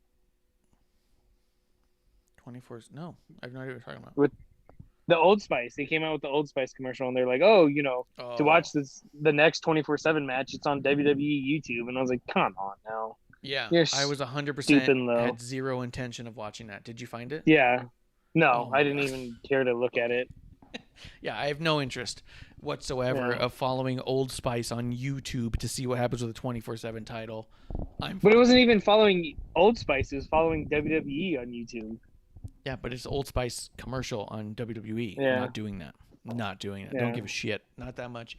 I will say this. If Bad Bunny is in the same conversation as Ronda Rousey and Pat McAfee as far as athletes, as far as celebrities making appearances and impressing people on their first night, because I'll tell you, Ronda Rousey, I think, counts on her first night, not after that. But the first night, yeah. She was a celebrity making an appearance. What are we going to see? So she had that the mixed tag. I count that match. So if Bad Bunny's in the same talks as Ronda Rousey and Pat McAfee as celebrities learning to wrestle, then that is nothing but kudos on Bad Bunny, because they have an athletic background he does not. Well, 100%. But I also look at the weird Snoop Dogg frog splash and say, okay. Well, yeah, and that should be talked about. I think Bad Bunny knocked Shaquille O'Neal and Snoop Dogg out of the park, so I can't argue that. I don't know. I like the Shaq spot just because I'm a Shaq tard. But Shaq wasn't bad. What's funny is Shaq was bad. Bad Bunny and Snoop Dogg were on the same Corona commercial, which I thought was hilarious. Yeah, they're friends. They go way back. I don't know about that, but I just think it was funny that they were both on the Corona commercial. I don't know why, but I just think it's funny. But, they need to make Bad Bunny in the WWE Champions game. Snoop Dogg's there. That's the fucking great point. Bad Bunny needs to be in the next video game. Do you think he's in 2K22? I do. He has I 100% to be, right? do. Dude, and I loved that commercial they did where Triple H is like, thank you for doing what on day we do. 2? Yeah. But this is for you doing what you do. Yeah. And he fucking hands him that case. He gets on fucking that. Here's the other thing. The entrance. First off, Miz and Morrison's entrance was absolute fucking garbage. And I was like, this is why I don't even like watching them on TV. Bad Bunny comes out. That was stupid.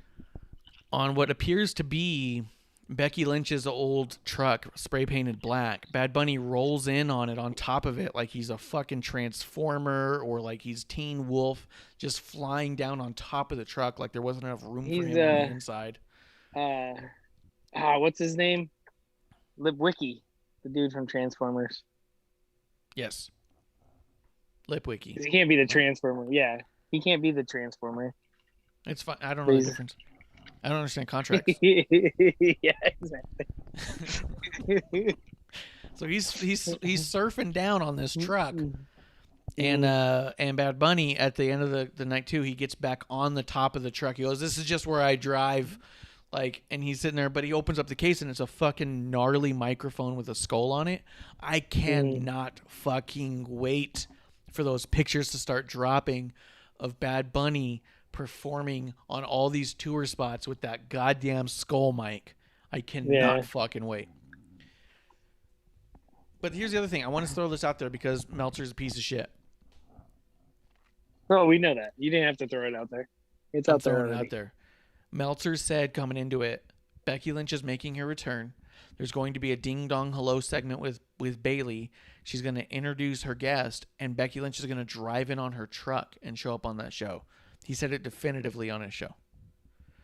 I love that what I know now is that Bayley was going to do a couple of segments talking, and that they were going to use a semi-truck for an entrance, and Meltzer goes, "Oh, I've got this. I'll leak it now," and made up all the fucking rest. Nice. I think for sure he found out that Bayley had a backstage segment or had a talking segment. And I think for sure he found out that there was a truck entrance and goes, "I know exactly what's happening. I'm a journalist. I can report this." And you're like, "You're such a piece of shit. You're a fucking idiot." I mean, how many times did Stone Cold come in on a truck? Or Zamboni. Yeah, that's what I mean, dude. It's just because Becky was the last one with that truck. That's all it was. I bet he heard, "Hey, we're painting a truck." And he goes, "Oh, that must be for Becky." Fucking idiot. Yeah. Goddamn idiot. That's what I'm saying. If you guys want, stupid. That's why I can call myself a journalist, because I can make up shit too. I mean, at this point, I think we have called out more shit than Meltzer has in the past year. Go back and look at our record. Our record's Remember when pretty I called out Charlotte and you guys got pissed and Charlotte came out as Oscar's Yeah. tag team partner? I know. I was so pissed because I was like trying to have fun with it, and you're all like, "No, don't try to enjoy this moment. Yeah. Don't do this to yourself." Yeah. Well, yeah, that brings us. Anyways. Yeah. Go ahead. No, Keep 100%. going. We're right more often than not. So here it comes. Here's the pinnacle of night one. The coup de grace. Bianca Belair, the coup de grace. Bianca Belair, the main event. Scheduled for one fall. Bianca Belair versus Sasha Banks for the WWE SmackDown's Women's Championship. This is a match that we have been semi-critical of on its build. We have been. That we haven't been anticipating at all. And that we've been nervous about. You and I talked about it a couple of times. I believe it was episode 1. I think I brought it up also with Bishop on episode 1. I think I've mentioned It might have been it just on at other the episode campfire. ones. Might have been at the campfire. My concern for this match going in was by them announcing it was the main event, the way they did and when they did, it felt like it was put in the main event status strictly for the importance of it being in the main event. Them understanding, and Michael Cole making the call, this is the first time 2 black women will be in the main event of WrestleMania. That is an important feat. Absolutely socially important for a lot of people. Go ahead. And to me, it was more of a side note than anything. They didn't make it prevalent. You know, because I never thought about it until they were walking out. And I was like, oh, cool. But then it got me thinking, has there ever been 2, African Americans in the men's main event? And then I was like, no. That's a great point. I don't think so. I mean, we'll go back and look, but that could be the first time ever that 2 black people, regardless of gender, were in the main event of WrestleMania. That's very, very possible. Yeah, no, So it has to. To me, it has to be. Because if you go back to main events, I was like, maybe if you include The Rock, but then who would The Rock face? Mark Henry? Maybe? But I don't think so. There was no Rock Henry. There was no Rock Booker T. I can't think of any other world champions or even in that conversation. So 100%. I think it's very, very possible it's the first time 2 black people, regardless of gender, were in the WrestleMania main event. I think it's very, very important. I think it's fantastic. And I think it's exactly why this match should have been the main event all along. But like we've been saying leading up to it, that's a huge precedent to put on it without getting a story that leads you there. And leading into this match, I thought, as they said, this is going to be the main event, my first reaction to be honest and candid, was they should thank Becky Lynch. Because Becky Lynch set the precedent that women can main event WrestleMania by making her story so important that it would have been absolutely silly, and it would have been almost an expose if WWE didn't make her the main event, because because her story had become so important to WWE. Trailblazer. Setting that trailblazer for sure. By setting that precedent, I feel like it forces them to reflect on all the other stuff that's going on, right? I feel like that they're putting in the main event, regardless of the fact that the story was kind of flat going into it and really wonky getting there. Very. The story wasn't important, but the story in the ring was, which is really weird because we've always talked about how important it is to tell a story to make me care about the match. I can see good matches all I want. I want a story that makes me excited about that match. This was 100% the right call. I think there was a ton of pressure on them. My fear was that they wouldn't be able to deliver under that much pressure because we put too much on them as fans. They were saying before it started, this will be the greatest women's wrestling match that has ever happened. I was like, fuck. Yeah, when they were saying that, I'm like, yeah. I'm like, that's like giving the amateur, like, hey, if you hit this full court shot, you won $50,000. It's like, yeah, way to put all the fucking pressure on them. Yeah, 100%. I was so nervous for that. So nervous. And as it started, it opens up. They do the announcement. Schedule for foul. Yeah. And Bianca starts to choke. And I don't mean this in. Big I don't mean time. like she's choking, like she starts to choke. No, she starts to. Yeah, she's crying. She's choking up and crying. Yep. And as when I'm I saw watching that, sorry, go ahead. You go first. No, what'd you think? No, you tell me. What'd you think? I thought it was going to be a shit show after that. 100%. I was like, oh shit, get it together, do your job, do what got you here and stuff like that. And I was like, oh my god, I got a little nervous. I was like, oh shit, like, damn it, she's crumbling. You know, we talked about this, like you said, and I was like, god damn it, pull it together, you got this. And then, like, Sasha gives her a moment, which I thought was great. It shows the veteran leadership in Sasha, where she's just like, she takes a step back, because I think the bell rang, and she takes a step back, and she kind of just looks at her and, you know, just nonchalantly, like, kind of posing almost, and was like, all right, and then gives her like the rock fingers, like, you know, bring it. Yeah. And Bianca does the same thing, and then it was like game time, and I was like, cool, emotions aside, natural, like, yeah, it was just like, all right, cool. And then after that, it was great. Dude, and it was 100% that for me. As I'm watching it, and this part's not on the watch along, we did a watch along for night 2, but as I'm watching it, I see Bianca start to lose it. She starts doing like this kind of motion with her hands, like shaking her hands, shaking her shoulders. She starts like getting out there like, oh, and you can see she's about to lose it. You see it pans over to Sasha. Sasha makes eye contact with Bianca, and you see her chin start to quiver. And I was like, fuck. And I was like, this is an amazing moment if it works. And I was like, but I was like, Sasha, and I was like, do not fucking cry. If you cry, Sasha's gonna cry. If Sasha cries, I'm gonna cry. And then all of us are gonna be crying all night long. And none of this is gonna work out right if we are all crying. You know what I mean? So as I'm watching it, I literally can you imagine both of them were crying? Like, it would have been like, stop, guys. Right? This is Sasha big. This is great. Stop. But anyway, go ahead.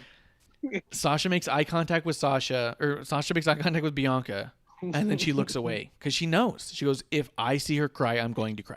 And it was one of those things where it's like, fuck, stop. And so as I'm watching, I'm all like, this is such a good moment. And then I start going like, fuck, pull it together. Get it together. Bianca, get your shit together. You got a fucking match to do, goddammit. Game face. Yeah. Let's go. I was so fucking scared that they were both going to just start bawling and then have a hard time seeing things and it could fall apart.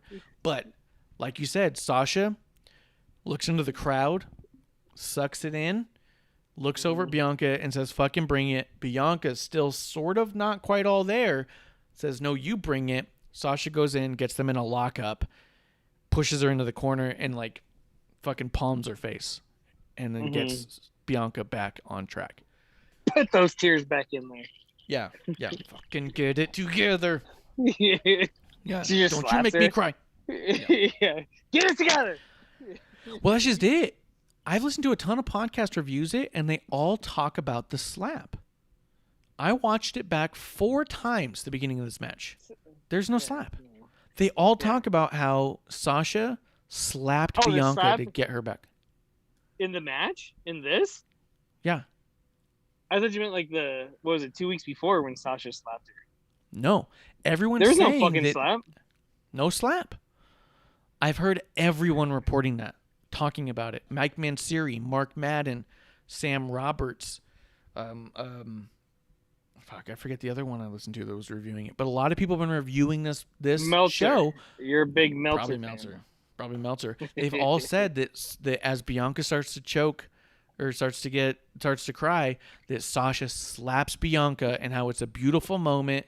I think it was Busted Open. It was a beautiful moment where Sasha slaps Bianca and gets her head back in the game and becomes the ring general for the night.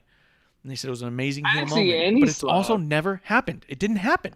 It just flat out didn't happen, dude. It's what do they call it? The Mandela effect. Mm-hmm. That everyone swears that this happened, but I didn't see a slap. I was there, joking it's around not there now. Yeah, if I was joking around about the, you see in movies like, hey, get it together, man. Back. But I don't know. You fell asleep. So I I didn't know like what's I going on. You want to take a look at it? Kev, we don't have any video for you, just so you know. No, that's all right. This is K. I don't have pants on, so. I mean, you just find the picture, that drawing of him, and put it up. But let's see. So producer's awake now and found out you didn't have video, and now we're in trouble. So 100%, it didn't happen. There was no slap. But also, Sasha did get it together for Bianca. The way that Sasha composed herself and looked at Bianca like, we got work to do. Grim Reaper says hello. He came in. Cheers to Grim Reaper. He does say, I started tearing up too. Glad Sasha got mean right away. 100%. Sasha got Bianca back on track. And I thought this match, with as much pressure was on it, with as much expectation as was there, they fucking did it, dude. They did. Absolutely. Yeah. Go ahead. I Go tip ahead. my hat. They delivered. I tip my hat to both of them. We were very skeptical.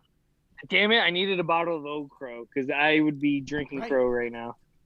Yeah, I would gladly take a shot of Old Crow. I would not be glad to take it, but I will choke it down and drink it. But they did it. They performed. They did what got them to the dance, as the saying goes. And they did what they were supposed to do. They put on a good match. Went back and forth, and it was great. I liked it. I loved it. The outcome, kind of, a little iffy on it, but as one of my buddies said, like, hey, they've been pushing Bianca, like, it was gonna go to her, and I was like, yeah, I felt it, but I also felt like Sasha needed a WrestleMania defense. Okay, so we'll get right there. Similar to the night 2 match, but like you said, we'll get there. We'll get there in just a second. I'm gonna say this though: they fucking did it. They delivered. They put on a match that will be talked about. This, I think, will go down as a top 5 women's wrestling match of all time. I really do. I don't know if it's number 1. I've heard a lot of people say it's number 1. They say it's better than Sasha Bayley Brooklyn. I also think that Sasha Bayley Brooklyn, for whatever reason, I don't know why, but Sasha Bayley after that one, I want to say it was called Rival, where it was the Iron Woman match, I feel was equally as good, and people don't talk about. But I've watched both those matches over and over again and thought, this is such fucking incredible storytelling. That's not to say that this one wasn't, but I feel like it's in the same conversation as both of those 2 matches, which is why I can't say it's better than. Yeah, but it's one of those things where it's like, it's up there. It's definitely top tier. It's great, but people like to ride the feel-good moment and immediately crown it as something. Right, and I think that's part of what's going on here. Yeah, putting it as number 1, it's like, hold on, guys. Like, it was great. I loved it, especially after that beginning. But, hey, let's pump our brakes and let Captain Reality sit in for a second. Well, and just see how it plays out in general. I rewatched it today, and I still think it definitely is in top 5 conversation. I definitely do. I don't know if I put it at number 1. I don't. But I definitely don't put it in a bottom of a 10. You know what I mean? It's definitely up there. It's definitely in the talks of, is this the best? It's one you put on the table and say, let's talk about it. Let's find out. As far as moments, go ahead. I would say top 3. Yeah. In my book right now. Top 3, 100%. Number 1, I'm not feeling it right now, but like I said, I also don't want to just ride the emotion and be like, yep, number 1, there it is. Right. We did it again. You do hear that a lot. After like almost every match, it's like, well, that was match of the year. Well, this was match of the year. Well, this is the greatest match of all time. You hear that a lot. So you do want it to settle. Give it a moment to settle, reflect, and I get that. But I agree with you. I wouldn't argue someone who says it's their top 1. I wouldn't say, well, you're dead ass wrong. I would say, well, maybe. You know what I mean? 100%. If you have a diehard Bianca fan and they're like, hey, this is the best match she's put on, hey, I'm not arguing that at all. For sure. If Bianca's, 9 of your top 10 women matches of all time, I could see this being your number 1. But, like I said, I'm not going to take it away from anyone. But, in mine right now, it's top 3. And it was great. I loved it. Yeah. And it says something because I've been a fan of wrestling for a long time. That's true. That's true. You're one of them old-timey fans. But I agree. Old school. I think this is easily, I think it's without question top 5 greatest women's matches of all time. I think if someone says it's to them number 1, I couldn't argue that it doesn't deserve to be there. I think if you asked me to objectively look at every women's match that I've put in the top 5 and say which one is number 1, it might be a hard conversation to have just in general. If I had to put top 5 in order of top 5, that's going to be a lot more difficult than saying, well, it's these top 5. You know what I mean? Like, it's easy to go, these 5 matches are the greatest 5. Yeah, these 5 are my 5, not in any order. I don't want to do that because I don't want to shit on anyone that I really shouldn't be. And right. A lot of it is personal feelings about the match. The big importance thing of this match, I think, couldn't be understated. I think to anyone who identifies themselves with Sasha or Bianca, I wouldn't even try to tell them I don't know if it's number 1. If they said this is the greatest wrestling women's match, 100%. And if you identified with them, absolutely. Yeah, and like I said, on a personal level, I wouldn't argue with them. I'd be like, hey, it's great. I'm not arguing with it. You do you type of thing. But, a big one that comes to mind personally with us, especially you, was Becky winning at Rumble. A lot of people were like, oh, yeah, well, Becky won. But it was like, wait a second. You weren't there. You didn't feel it. You weren't, the electricity, like The Rock says, was there. Like, it was, like, I don't want to say it once in a lifetime, but it was like, holy shit, like. Yeah, I've never felt it before. Yeah.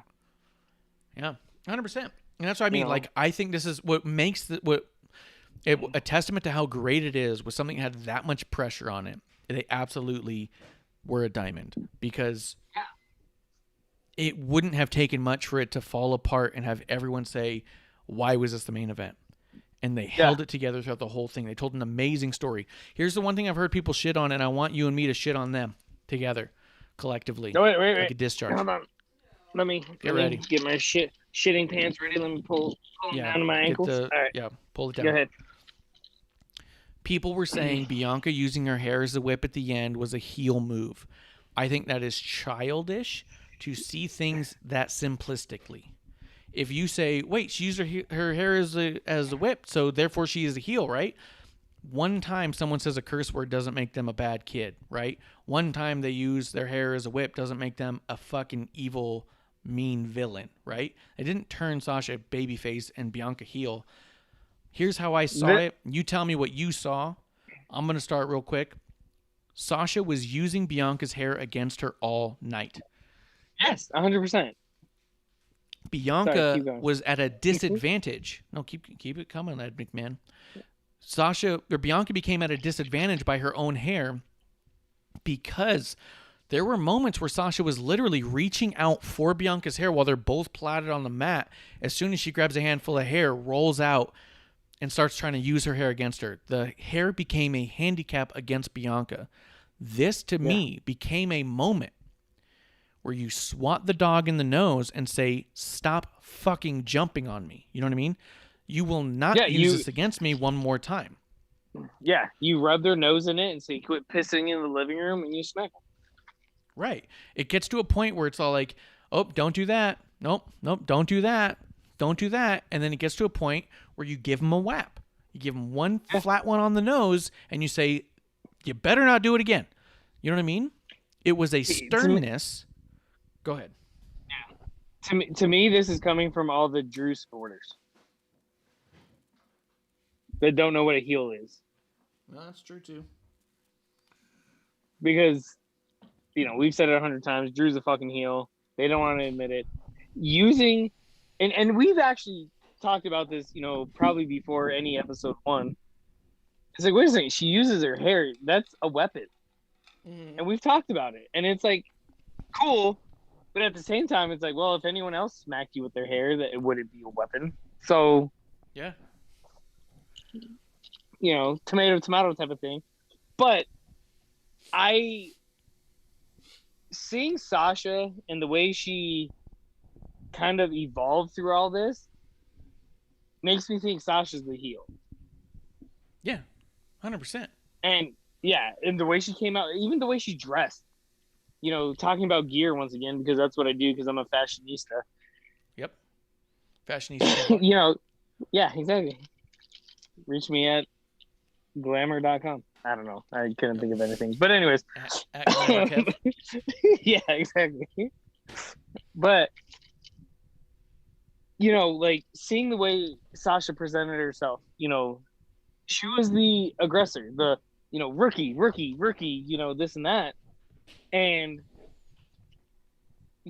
for somebody to get pissed off at somebody used her hair, her own natural being, to hurt somebody or incapacitate somebody is different. Like, how, who was it?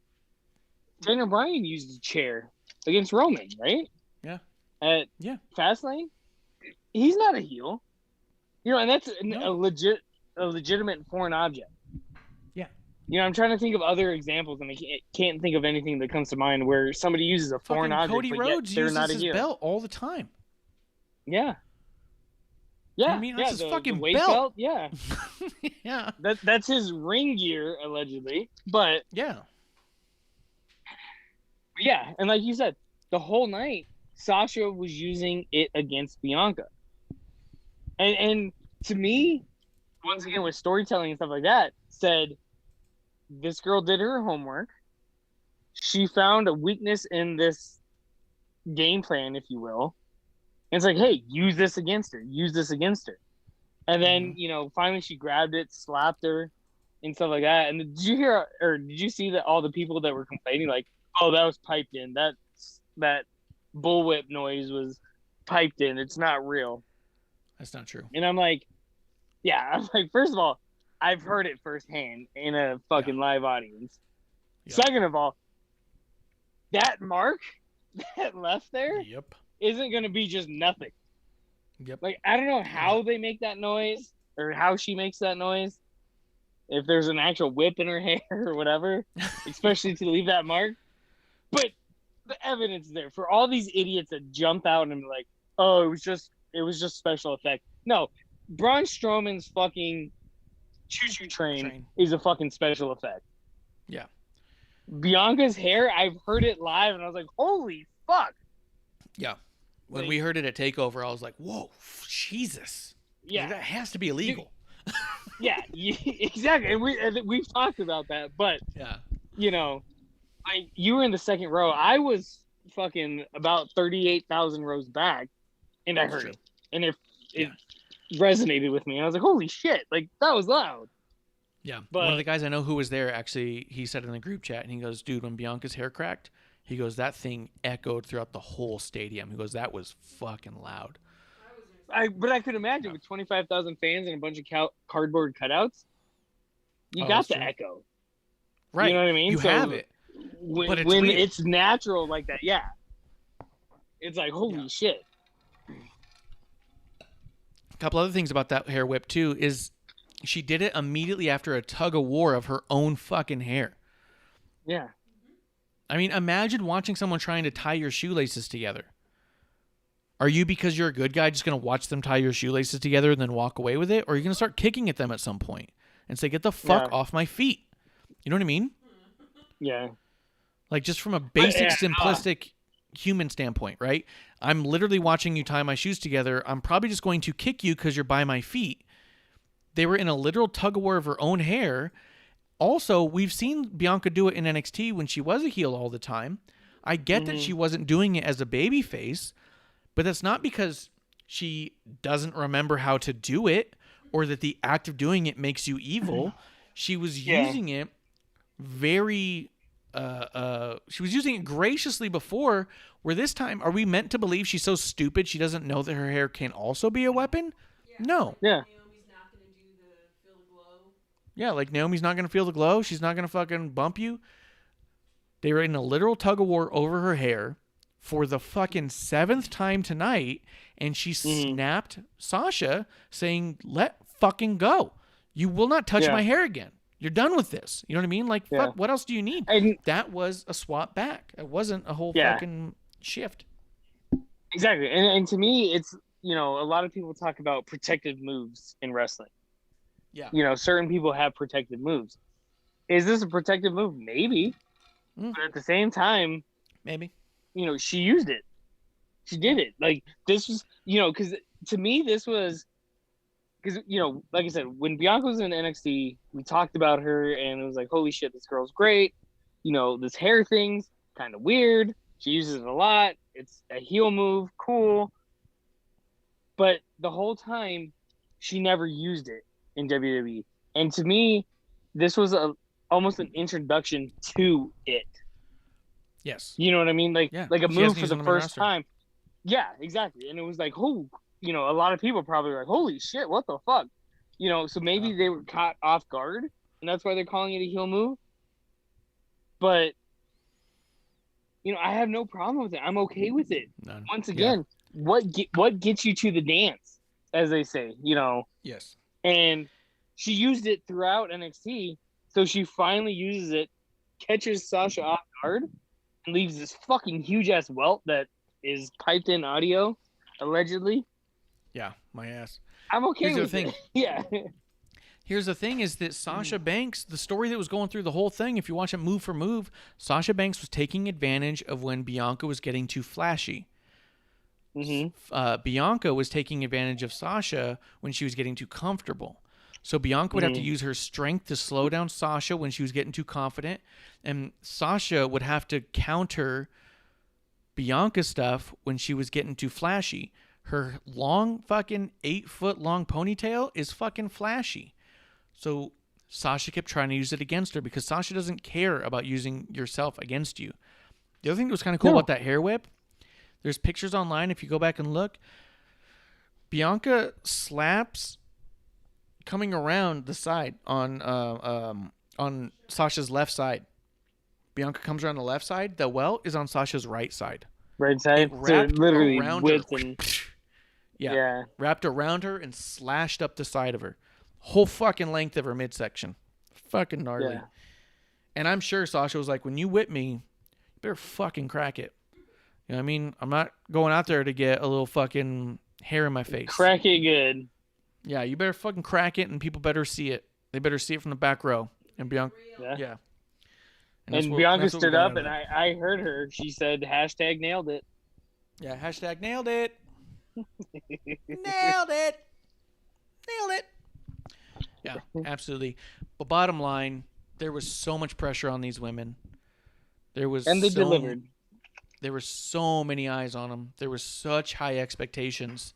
And yet, despite a shitty story walking into it, they fucking delivered and they brought the whole story. Here's the thing.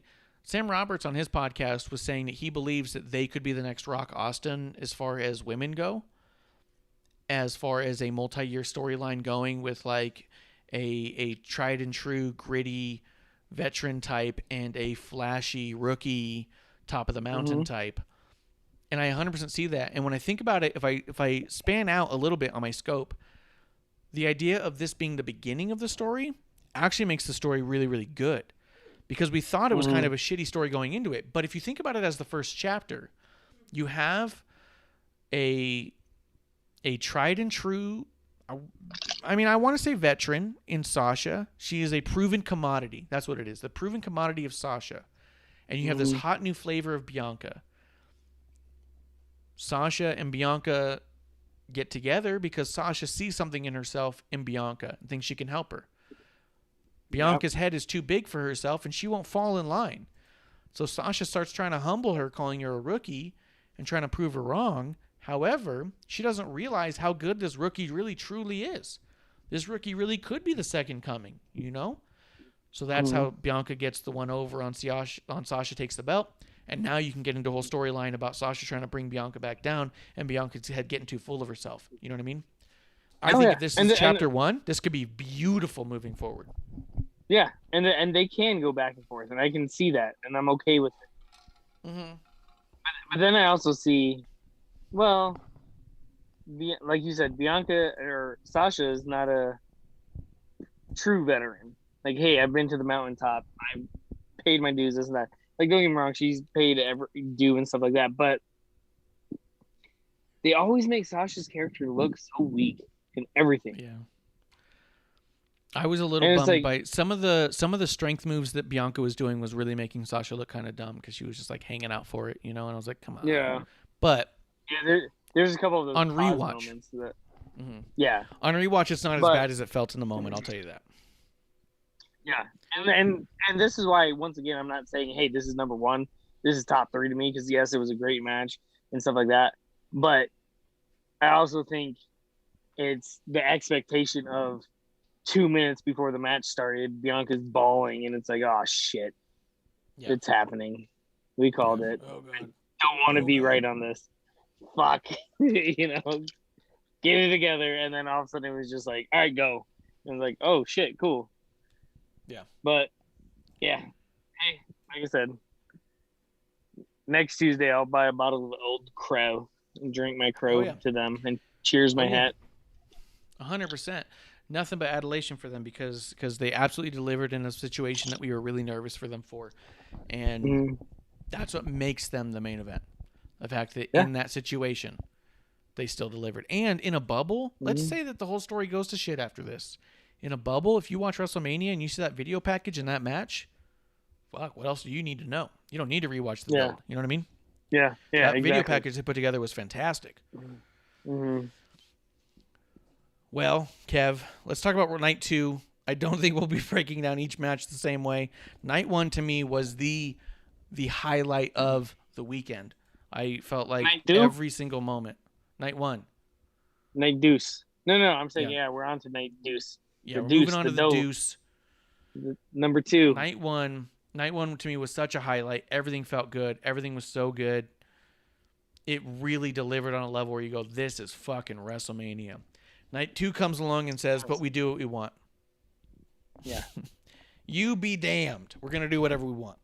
Night 1, match that. Match that? What do you mean? You mean follow that?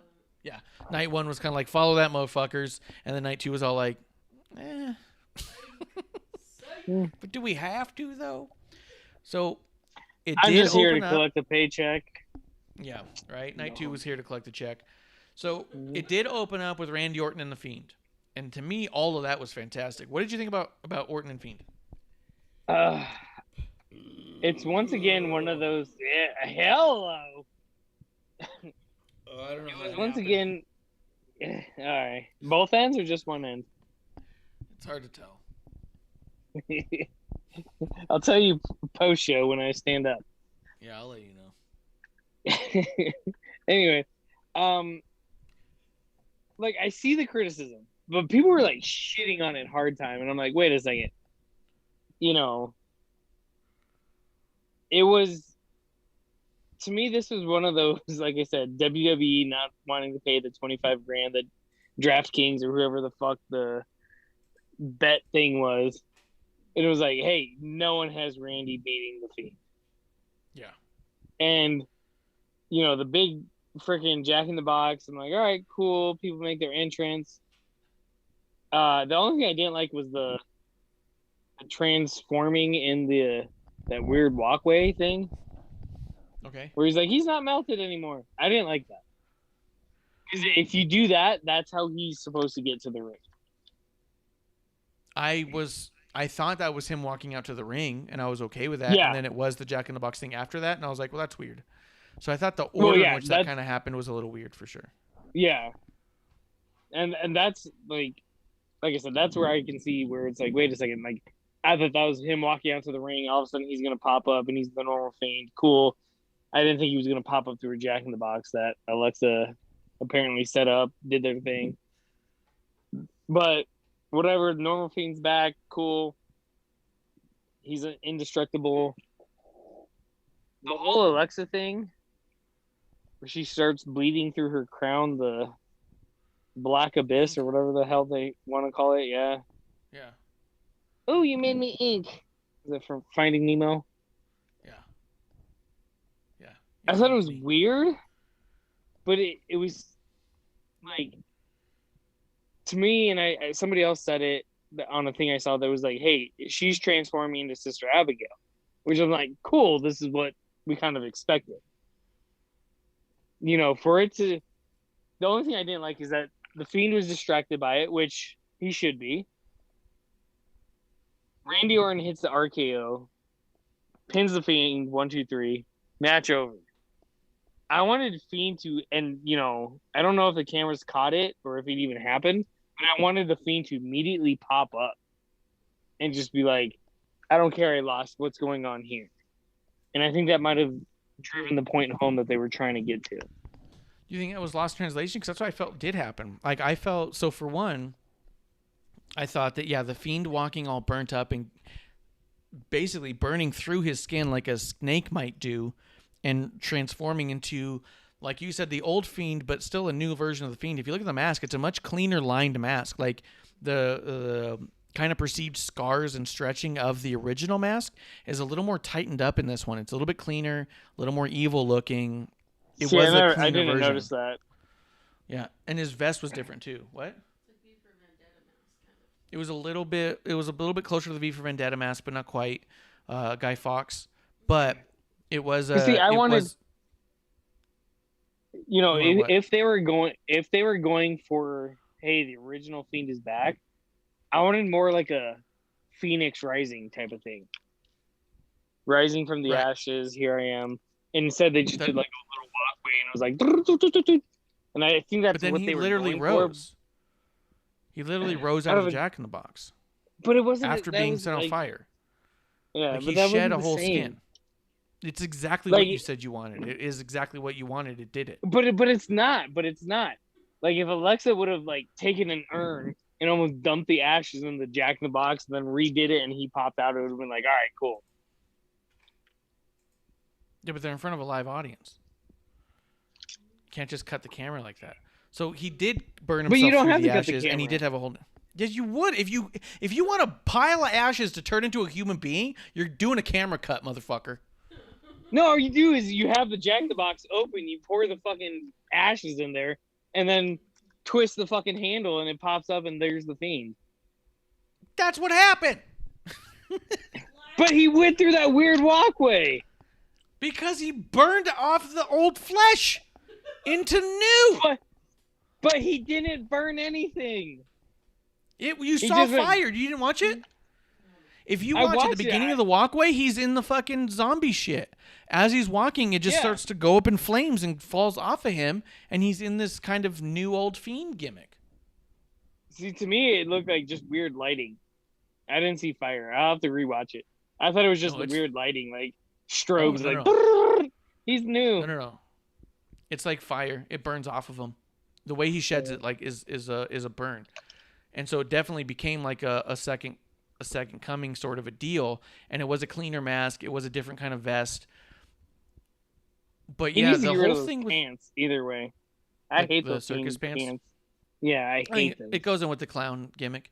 But the whole thing with Alexa, I didn't get the impression she was turning into Sister Abigail necessarily. Like, there was part of me that thought Sister Abigail, but there was a bigger part of me that thought she's the is Fiend the whole time? Alexa. No, not at all. So I'll finish my sentence this time.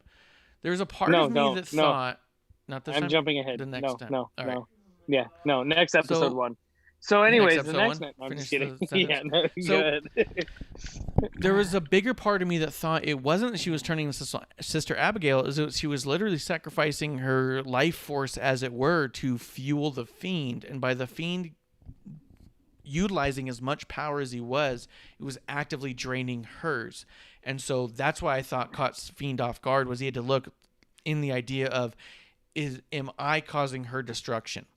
And in that moment, he wouldn't care if he lost the match, because it's already been established Fiend doesn't care about wins and losses. The whole thing in Crown Jewel where he loses the Universal title, the fact he lost the Universal title, fucking, what was it, Hell in a Cell or some shit? All the losses he's had where he's lost the title, people getting mad about, saying they booked him wrong. No, the character Fiend doesn't give a shit about having the title. He likes to get the title to get the thing he wants from the other side. The title doesn't mean as much to him as the people chasing the title.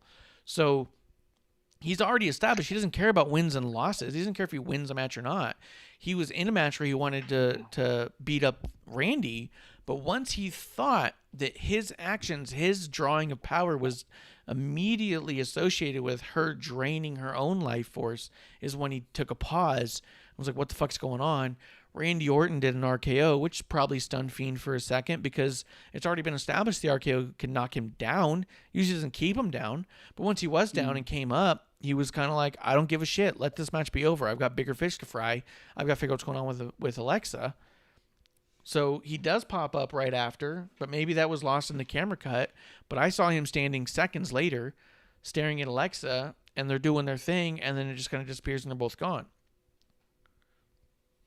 And then everyone booed. And everyone was freaking out. Here's the other deal, is I feel that like wrestling fans hate being wrong and hate not knowing everything at this point. They can't 100%. enjoy the mystique of some things. You know what I mean? Yeah, 100%. I agree with that. But at the same time, we already covered it that Florida's stupid and they don't know what's going on because they can't count. That's true. Florida's a bunch of idiots. But Yep. the whole thing being like, you can't accept that this story hasn't been fucking A to B the whole time. Have you not been watching The Fiend to begin with? Like, I think the whole thing The Fiend and Alexa are doing is incredible. That if it ends on a bit of a question mark, people are like, well, I don't get it, so it's stupid. No, you don't get it because you didn't get the answer yet. You know what I mean? Well, see, and one of the things that I didn't realize until Raw was Alexa's little headdress from a previous Mania. Yes. Yeah, it was like a different version of that headdress from her previous Mania. But I did also feel, let's talk about Raw a little bit, Alexa and Bray both cut segments that really separated their two characters. Alexa saying that she realized that she could utilize the darkness however she want, and effectively did that on purpose. She doesn't need him. Fiend, and she doesn't need him. Yeah. Fast forward to Firefly Funhouse, and Bray says Alexa's a little bitch, and she's not coming around here anymore. And you're like, oh, okay. Yeah. Makes me wonder if they're splitting them up on brands. Well, I was just thinking that we got Bray versus Alexa at Payback. That would be insane. That would be insane. Especially because, from what I gather, Mania is the only one in front of live fans. Everything else is going to be Thunderdome, right? That's what it looks like.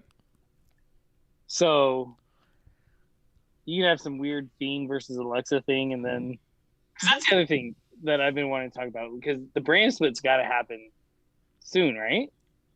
It's normally not like the shakeup. Yeah, the draft. Some sort of draft or shakeup or something has to happen real soon. Yeah, because it's normally not the Monday after, but I always thought it was the Monday after Mania, like the second Monday. It was usually really close to Payback because, or not Payback, but Backlash, because there were times where like a couple years back they finished up the loose ends of shit. Right.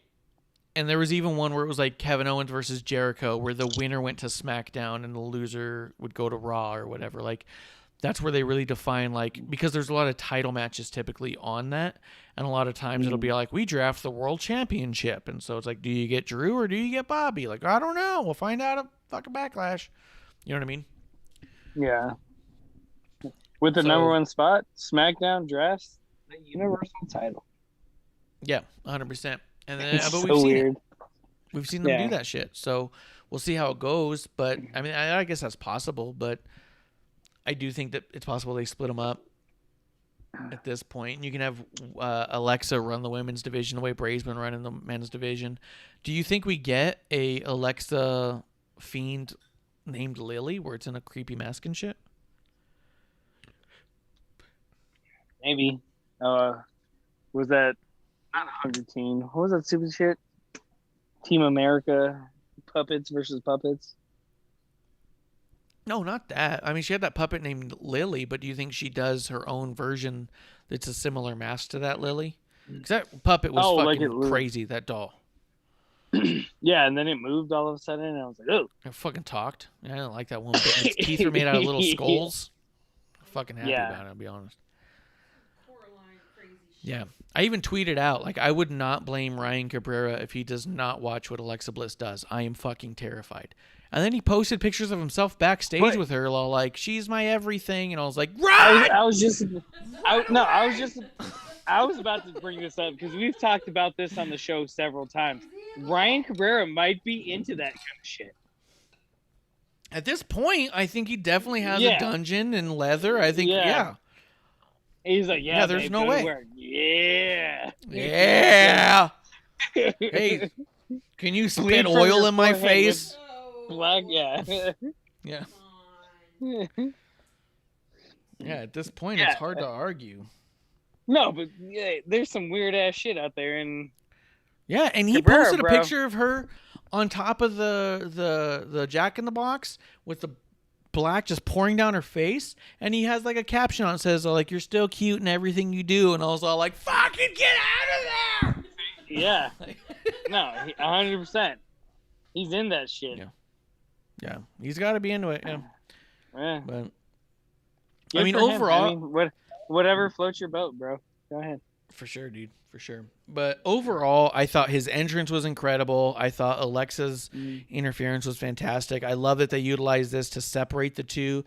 I thought Randy winning or losing was almost irrelevant, but I thought that Randy getting the win is fine. Well, I think that opens them up to do another match later on down the line if it ever comes up.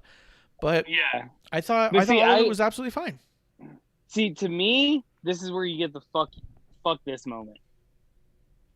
Excuse me. Randy getting the win, I don't think helps Randy any, even though it put him in the main event of Raw. Bray losing this, to me, kind of hurts the Fiend, but if he's super distracted, I can understand it. I really this felt like that no one winning or losing would make an impact on either character. Whether Randy lost or won, it wouldn't matter. Whether Fiend lost or won, it really wouldn't matter. Fiend doesn't care about losses and wins. He cares about revenge. No, he doesn't. But see, this is where I think you get the fuck this moment, kind of like what we had on Raw with the women's tag titles. And Randy's like, I can go to the depths of hell, this and that. And all of a sudden he looks and he's like, whoa, that's too deep for me. Fuck this. I'm out. And he just walks away. Well, yeah. I mean, it definitely set the tone of all like, what the fuck is going on here? But I wasn't upset about it at all. And I also felt like they left it with a question mark on purpose. And I wasn't like, well, this is stupid because I don't get it. I go, oh, this is crazy because they're not explaining it yet. I can't wait to see how they walk out of this one. But other people were all like, I don't get it. Must be dumb. Because I'm the smartest ever. Stupid. But dude, can Nothing you imagine smarter than me. But can you imagine if they would have ended, instead of an RKO putting the Fiend down, Alexa does that thing and shit's dripping down her face. She jumps off the Jack in the Box and gives the Fiend the Sister Abigail. And then Randy gets the pin. That, or she could have done a Twisted Bliss off the top. Off that thing. That'd have been It would have been hard to see with all that oil in her face. Yeah, but she's just got to get in the air. He's the one responsible for catching her. Yeah. And Bray could. I trust that. That actually would have been a fantastic finish because that was my biggest confusion about the thing. It was like, did Alexa help or hurt? You know what I mean? Yeah. Like, yes, he got the loss, but was it to save Alexa or did Alexa do that to give him the loss? Like, it was really hard to tell that bit. So I'll give you that. But then I wasn't all like, this is stupid. I don't get it. Monday came in and explained it, and I was like, perfect. Yeah. But then Monday, but like I said, I think if Alexa would have came off and gave Bray the Sister Abigail, and then Randy like looks around like, okay, pins him real quick.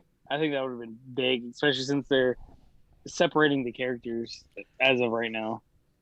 I think that I really truly think that if she had stood on the top of that thing, does like the fist thing where she has the fingers out and makes the fist, and then did the twisted bliss and ran and Fiend took it and fell down, and she rolled over, looks at Randy, who like looks at her and then jumps on the pin, gets the pin and rolls out, and then she just stands there and the lights go out and they both disappear.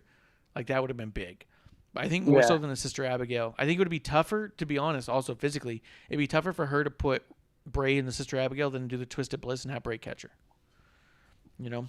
Well, and I think it'd be more impressive. With the Twisted, or with the Sister Abigail, I think the Fiend would have been submissive, like he was with being distracted. That's true. It's true.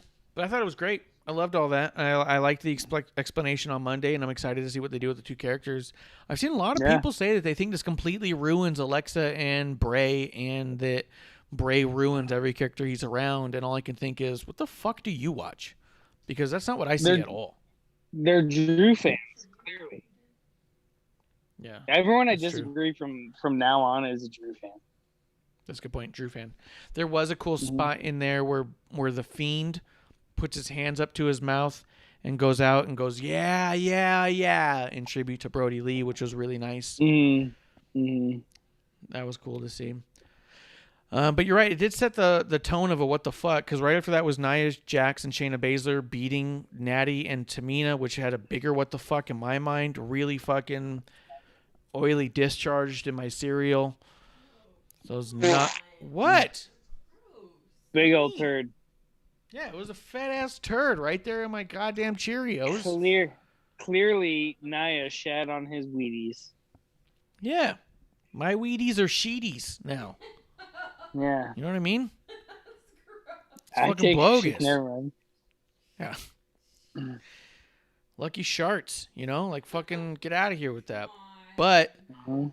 So that happened. We talked about all that at length earlier, though. Bullshit really put me in a sour mood. Right after that match was Sami Zayn versus Kevin Owens with Logan Paul ringside.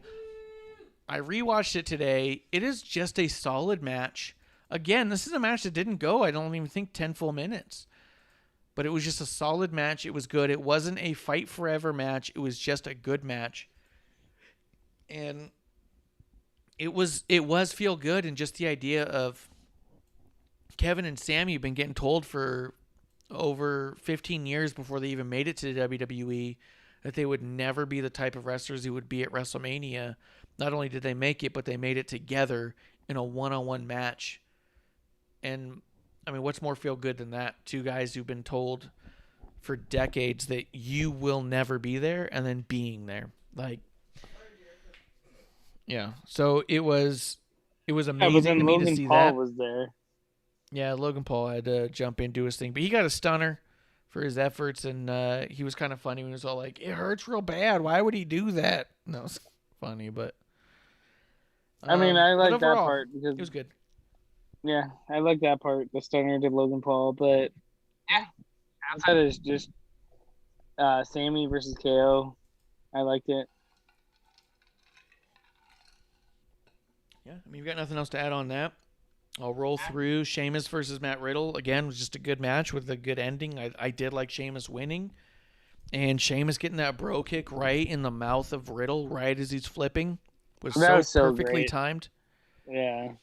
Not only was it perfectly timed, but it was so great that after he gets the win, the camera cuts over to Matt Riddle, who sits up and coughs up this just giant wad of blood. Yeah, he's so purposely gnarly. Yeah. Like, you know, dude, I like Riddle. Riddle's badass, and I like him riding his scooter down there inside. I love it. You're an idiot. But I'm an idiot? Yeah. You guys were the same ones cheering fucking Billy Kay holding up a fucking sheet so Carmella can dance behind it. Yeah, that was brilliant. No. Riding his scooter down. He had the brakes on and everything. So good. Even on Monday, after he got his fucking chonklers knocked off by Bobby, and they were just left there. I thought that was great. Dude, let's talk about that. Oh, so say what you want to say about the Sheamus match, and then let's talk about that match actually real quick too. With the Sheamus and Riddle, I loved it. It was like hard hitting, strong style, if you will, and it was great. I liked it. The outcome, I like both guys a lot, so I didn't truly care who won.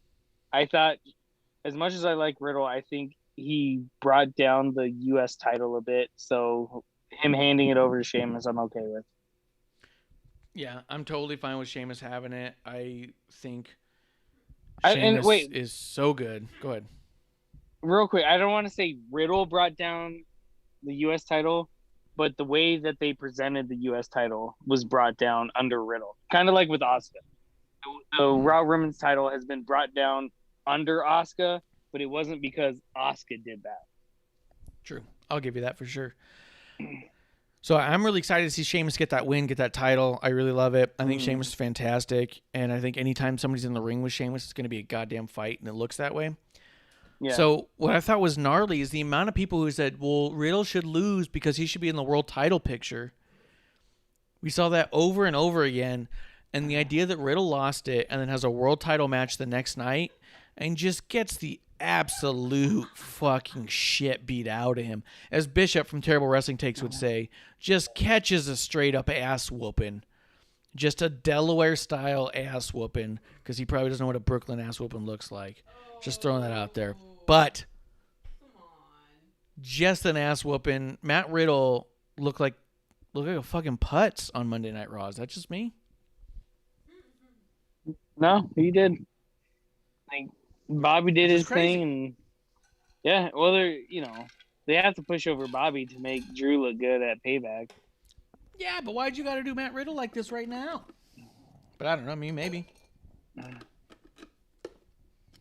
But so I thought it was really funny to me because I'm all like, I don't see Matt Riddle in the world title picture. A lot of people be like, he should be in the world title picture. And then he shows up there and just gets fucking kicked so fucking hard in the nads that it's all like, ooh, gross. It's kind of what it was like watching a fail video where you just go like, oh, God, dude, come back when you have some training. Like, that skateboard went straight up the deep end. Yeah, exactly. Yeah. And then during that whole thing, Sheamus has an interview with Bob Odenkirk and looks like a goddamn star. I was like, fuck, who did Matt Riddle piss the fuck off? Someone is done with him. Yeah. But I don't know. Anything you want to say about Bobby Lashley versus Riddle? No. Besides, it made Bobby look great, and I'm curious to see where Riddle goes from here. But I think he's got the charisma just to do whatever. I think that, yeah, I mean, I think once the bell rings, I'm super invested in a Riddle match. I think getting to the bell is tough for me. and like, I'm not a big, like, stoner, humor fan, but Riddle does make me laugh. So I'm like, all right, cool, whatever. I see it. But I also want just a Riddle shirt that's not the Bro Stallion or whatever. I don't mind the horse, but I hear you. I get you on that too. Let's see. Let's keep it moving. Apollo Crews won the Intercontinental Championship against Big E. This is one, dude, that, you know what? Because I did this one in a watch-along and I said it there, I want to know first off, what did you think of this match? I thought it was a good match. I was truthfully shocked by the outcome. And like I said, just because WWE is doing this bullshit betting crap, like, oh, guess all the matches get $25,000. Like, I think this was one of those, like, hey, no one's gonna predict this and Bobby beating McIntyre and Randy beating Fiend. Yeah, I think they were trying to hold on to that $25,000 for sure. It was funny while it was happening. Producer was all like, "Should we jump in on that right now?" And I was like, "I think it's fine to sit out this time. We'll see how it goes on the next one." And so it's funny as we watch it, be like, "Yeah, you couldn't call any of this shit," but yeah, 100%. I felt this match was incredibly slow going. I thought it had a really hard time getting its footing. I thought they started out with kendo sticks, and then they looked like they were slapping each other with towels. They didn't look like they were trying to hurt each other for quite some time. It was probably 5 or 6 minutes in before I even thought, okay, now they're hitting each other. And then it was only a minute after that that Dabba-Kato comes in and just beats the shit out of Big E. And I thought, what happened here? Because I know both these guys can go. I know both these guys aren't afraid to get hurt. Why did it look like they were trying not to touch each other? It looked like a slap fight for so long. And I know both these guys are capable of so much more because I've seen them both in matches with each other that were so much more. You know? And so this is one was a supposed to be huge the letdown moment. for me. This is, no, 100%. Like, this is Mania. This is, you go balls to the wall. Like, even with Dabba-Kato coming in, like, it's whatever. But you lead up to that. And it, like you said, it was like that stupid who can hit the other person the softest. Yes, this was two Orange Cassidy's going at it, and I didn't understand how. Because you had two people who were Orange fucking... Cassidy. Ugh. Yeah, right? But you had two people in there who were fucking absolute beasts, and this looked like a slap fight, and I didn't get it, and I was like really disappointed and upset for a good chunk of this match. I was like, why won't they hit each other? Yes. And it was just weird. It was like you said, this is the one time you go out there and break your arm on someone's face. Yeah. But so this one was a huge disappointment for me, and I'm really bummed out by that because I fucking love both these guys so much. I put them over all the time, as much as I can. I think Big E and Apollo are fucking incredible. I've been saying for weeks I want Dabba-Kato to come back. I thought he was going to come back in the Braun Strowman match. I thought it was going to be Shane's fucking ticket. Go ahead. That's what I was going to say is that, hey, Meltzer, we called Dabba-Kato coming back. Mm-hmm. It was a far gone conclusion to us. Yeah. You didn't have the shit. We got the match wrong, but he's back. Yeah, we got the night right, the match wrong. That's no big deal. Yeah, exactly. Like, hey, you got your fucking tour bus or semi. Becky's coming. Yeah, 100%. But yeah, it was. This one was a big disappointment to me, and I feel bad about that because I love everyone involved so much. Yeah. So this was another one where after, you get this right. So Natty loses, you get Kevin Owens winning, and you just think, well, I'm just happy everyone had fun because that was a tough one. Kevin Owens versus Sami Zayn was a tough one to really start cheering someone hard because you're so appreciative of both people in there getting there, right? Yeah. So it was a little but bit. It had, to me, it had to go to KO. Probably, but I wouldn't have. To me, it was one of the obvious ones, especially with the whole documentary, like, hey, this is this, blah blah blah. Logan Paul's the one that's supposed to stand up for Sammy, even though that was a weird spot to me. I mean, It had to go to KO for me. Right, but it also didn't matter if it didn't. Like, because we like Sammy so much, I would have cheered It's if because Sammy we won the didn't same as I care. cheered with KO. Yeah, I didn't care who won. Yeah. I was fine with whoever won, and there's a problem there, and I don't mean that in a negative way so much as just, I love both those players so much that it's hard to boo either one, truly. So when KO starts beating up Sammy, you go, oh, cool, is KO going to win? And then you see Sammy bring it on. I was like, oh, I think Sammy might win. That's fantastic. And then KO gets the one up again. You're like, oh, no, this one might go to KO. This is very good news. Like, there's no point where you go, fuck. Those Halula kicks, though. Woo. Yeah, that Halula kick was sick, dude. But you had that. You had Sheamus win, which felt like pretty fine. But, like, that's what I mean. There was at no point where I started, like, really rising back up after that Natty funk of, like, how did Natty and Tamina lose this match? And we have more fucking bullshit to deal with Shayna and Nia.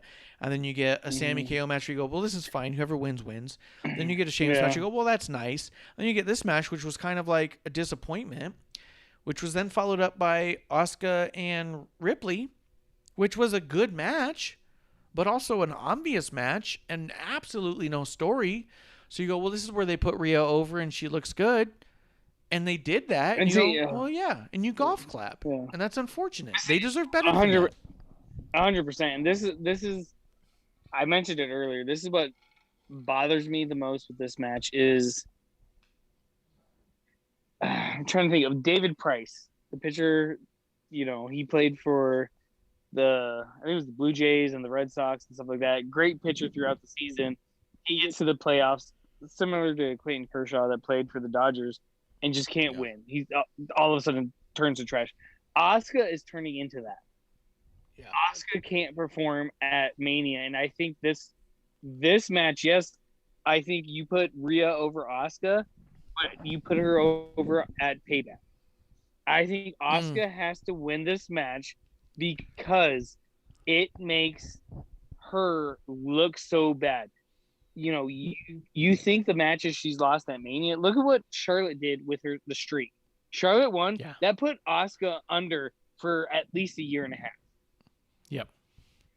And I think this is going to be another one. It's, I think Rhea winning, which is fine. Like, it's, I think that was the difference between night 1 and night 2 is that night 1, there was, hey, I definitely want this person to win. Night 2 had more of, hey, whoever wins, I'm okay with.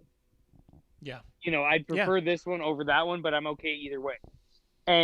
But like I said, I think this is going to put Asuka's career back a lot. Yeah, I could see that 100%. I think that was the big concern too. Is like, well, clearly going to put Rhea over, and that's a bummer for Asuka. Is really what it felt like. So when Rhea wins again, it was a golf clap because you go, okay, that's nice for Rhea. Yeah. She finally got her win back. But you just keep thinking, well, what the fuck's happening with Asuka? Semi-similar. Sasha Banks is now officially 0-6, and I've started seeing people post up streak memes where it's Sasha on Undertaker's head, and it says, or Sasha's head on Undertaker's body, and it says the streak, and it says 0-6, and like, yeah, I mean, there's a certain point where you start thinking like, they can't do it. They can't win the big one. They can't, but to me, with Sasha being 0-6, I'm definitely not okay with it, but it doesn't feel as big to me as Asuka being 0-3 in her last 3. I think she's only been to 3, right? Yeah. But those wins have also set her back a year and a half, or those losses rather have set her back a year and a half. I think this one's going to be the same thing, and it sucks because I mentioned it before with Riddle and the U.S. title. Asuka being the Raw Women's title or Raw Women's champion,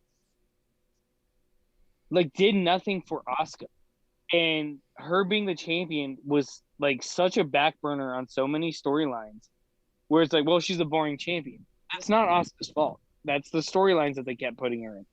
And yes, excuse me, I think, like I said, I think this is going to push her back big time. Yeah, I agree. I think so. I think Asuka's going to be pretty well forgotten for quite some time, to be quite honest. I really felt like Becky coming back and trying to face Asuka could have been a big deal, but I think we're just going to forget about Asuka for quite some time. Yeah, it's not taking anything away from Asuka, and I think it's doing her an injustice because she's a phenomenal talent. But I think this is one of those stepping stones where she went back 5 steps instead of going back 1. Yeah, I agree. I think that it was I mean, in that sense, it was a bummer because you're just like, well, fuck. I mean, it's just too well plotted. I mean, it's also We'll get to the rest of the Raw Women's title here in a minute, but yeah, it was good for Rhea to win. I'm happy she won. She finally got that win at Mania after the whole Charlotte thing, but I don't think it helps Asuka one bit. I think you're gonna have an Asuka fucking uphill battle yet again. This will be like her 4th time getting herself back up. That does bring us to the main event of night 2. Man, Roman, Edge, and Daniel Bryan just did a fucking phenomenal job. I don't have any complaints about this match. It was also, notably, Charles Robinson, belovedly known as Little H, the first WrestleMania main event he's ever refereed. Which is fucking insane. Absolutely insane. The dude's been in the business since 92 or 93. No, maybe it was 96. But it's been quite some time. And ever since then, actually probably closer to 94, somewhere in there, in the early 90s, he started in the business, and in all this time he's never main evented refereed a main event of WrestleMania. And when you think about it, he's refereed an Undertaker Shawn Michaels match. He's refereed a number of major matches at WrestleMania, but none of them have been the main event, which is wild. Who was the ref in the Charlotte Ronda Becky match? Oh, Spider. I forget his real name. But yeah, it's that dude they all call Spider. And yeah, he flubbed that one up pretty bad. Yeah. So, yeah. It's just nuts. I don't know why he's never been in the main event, but he finally got to, and it was really meaningful to him, and it's very meaningful to us as fans of referees here, and Charles Robinson being a friend of the show, someone who we've interacted with a few times and has been a really good dude. Liam Moonlight just pops in the chat. What'd I miss? Fuck. Nothing. Not an absolute goddamn thing. Yeah. But here's one of the big things. Here's the big thing everyone's talking about. Roman Reigns knocks out Bryan and Edge. Mm-hmm. He drags Edge across Daniel Bryan, stands for about a fraction of a second, and then lays down on both of them, getting the pin. A lot of people are saying, well, then Edge wins. Yeah. Which is the stupidest visual thing of all time. So back in, I believe it was 2003, Triple H and Shawn Michaels had a match where they both ended up knocked out on top of each other. Oh shit! Something just came through. Yeah, I just heard some ice drop. So they laid down on top of each other, but because all four shoulders were on the mat, so if we're just going on a one-on-one match, all four shoulders were on the mat. The ref counted both into a double pinfall and said because it's a double pinfall, the champion retains. Mm-hmm. The precedent had already been set. You don't win by being also knocked out. All four shoulders were on the mat. The other thing is if we've ever watched any match ever in the history of tag teams or triple threats, if someone is in a pin and the pin gets disturbed, that pinfall is disrupted. You no longer keep counting. So let's say Roman throwing Edge on top of Daniel Bryan began a count. The second that Roman laid on top of both, it would have disrupted the original count. And it would create a new count where you had one person in charge of the situation pinning four shoulders on the mat. Now, let's say theoretically, before we go to you, let's say theoretically, you're breaking this while down Roman's... way too much. I am breaking it all the way down because I'm fucking sick of these idiots. But let's say theoretically Edge kicks a shoulder out while Roman's pinning both. If Daniel Bryan does not... Still pins Daniel. And he still wins the match. Either way, no matter what way you cut it, if it was a double pin, Roman wins, or Roman retains the title because a double pin does not create a victor. And if it was a disturbed pin, then a new pin counts when Roman takes the cover. Real quick shout out to Prime Stop Gaming coming through saying hello. Cheers, and thanks for giving us a follow. I appreciate you, man. I appreciate you hanging out with us tonight. It's been such a long weekend of wrestling, and we have rattled on for goddamn ever, and I thought we'd be done in 30 minutes, but I'll tell you what happens when me and Kevlar don't talk off air, we'll just talk all night on air, and that's what it is. So I appreciate you coming through, man, and giving us that follow. Really do. Cheers to you. Kevlar, cheers. We talk a lot about gear for no reason. I do, at least. Gear and farts. But Kevlar, Gears what did you think about that? So Gears and rears. That's going to be our next shirt. We got the Ironics. Next will be Gears and rears. Yeah. But what do you think of all of that? I just broke down in a multitude of ways how Charles Robinson was correct in calling the win as he did, and every goddamn idiot on the fucking internet on the other side of the IWC, because Just in Time 211 says we are on the right side of the IWC. They are on the other side. All those goddamn idiots on the other side saying that Edge got the win is goddamn idiot. Kev, what do you think? Are you a goddamn idiot or no? Yes. God damn it. No, I'm not an idiot. And this is the reason why. AEW says it's ref's discretion. That's it. For one. Yeah. All you have to do is, whatever the ref said, hey, I saw this, it's done. It's over. Final call. Done. Yeah. It's over. So all these idiots that sit out there and say, hey, well, he pinned him, this and that. Yeah. You don't rack them and stack them. You put them side by side and pin both of them. Wait, who racks them and stacks them? That was Braun, right? Well, we were saying one of them needs to do the torture rag. I wanted Braun or Bobby. Should be Braun. Even Rome. But I hear you. Even Braun should do it, like 100%. Like, Jesus Christ. Like, that needs to be his. Yeah. But. Go ahead. Keep going. But even if, like, Roman pulled out it, thinking they're going to do the Samoan drop, and then all of a sudden just starts jumping, like, that'd be pretty cool, too. But either way, like, you can sit there and argue this, argue that. It's not somebody's shoulders up. It's not this and that. It's ref's discretion. It's what the ref saw. How many times did we used to see back in the day, like, oh, this guy pinned this guy, but the ref called it this way. Okay, it sucks. That guy didn't win. Move on. Remember Brock and Roman in fucking what country was it? With the cage match? It was Saudi, wasn't it? I have no idea. Maybe.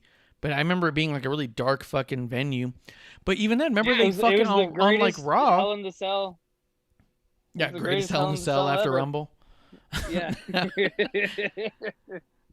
But then they even brought out the referee to be all like, explain yourself, motherfucker. Put a mic in his face and was like, I saw Brock's feet first, so I was concerned about safety, and I didn't really think about it, so I called Brock the winner. And then Triple H is all like, and that's final word. And you're like, okay, shit. So yeah, fucking relax. Remember the old show on, I think it was Nickelodeon. Is it fair or unfair? Unfair. Yeah. Remember that shit? Hell yeah. But I'll throw this out there real quick before we go back to the chat. I saw Pro Stop Gaming ask the question I want us to answer. But in Twitter, someone pointed that out and said, oh, Edge is the winner, this and that.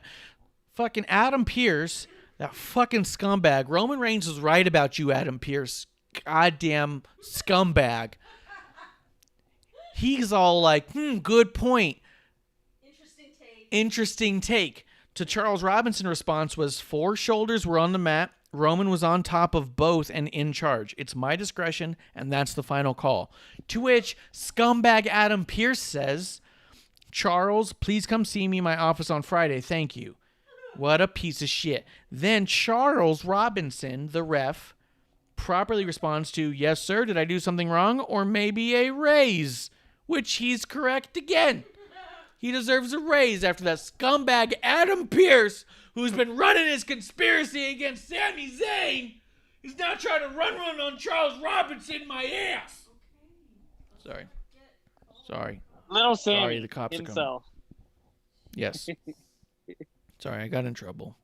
Are you going to start calling Charles Robinson Little Zane? Little Zane, that was Little a H. rapper. That was a rapper back in the day. I realized after I said that. It is.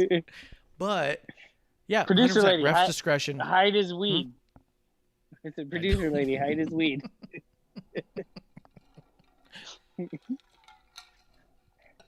Just kidding. We don't smoke. Nothing like that. Actually, don't. Yeah. But that's what's going on we over smoke there. Cigars. Anyways, yeah, cigars. I got a pipe tobacco. Let's see. Pipe Stop Gaming does ask, if Brock were to return, who would you rather him go after, Bobby or Roman? I'm going to throw that one to you. You want to go after Matt Riddle? No, I want him to go after Paul Heyman. Just straight up match with Paul Heyman? Yeah. That'd be a good match. Paul Heyman's, what, 0-0 with a no decision because of an injury? Well, okay, so he got the no decision there, but I think he also lost to Cornette one time. No. Oh, good old fucking Cornette. Yeah, Cornette and Heyman had a match way back when. But I think if he comes back, which, if he's a full-time, let's do it. If he's this part-time bullshit, fuck you, go away. You keep Sable on your ranch in Montana or wherever the fuck you live. But if Brock comes back, yeah, Brock and Roman would be great. Paul Heyman as a middleman, like, well, these are both my clients. I see it more long term than that. I see Brock comes back for Bobby, and maybe he beats Brock, or maybe he beats Bobby. Let's say he beats Bobby. But I wanted he to holds be like long enough to get enough or whatever, Sure. where they actually fight. Like put him in a cage and, or at least Brawl boxing for all? gloves on him and let him go. Brawl for all. That's in a what it brawl is. for all. Yeah, or do the old dungeon match like Ken Shamrock and Owen Hart had. But No. I say you have Brock go against Bobby. Brock beats Bobby, and you end up with Brock versus Roman at Survivor Series.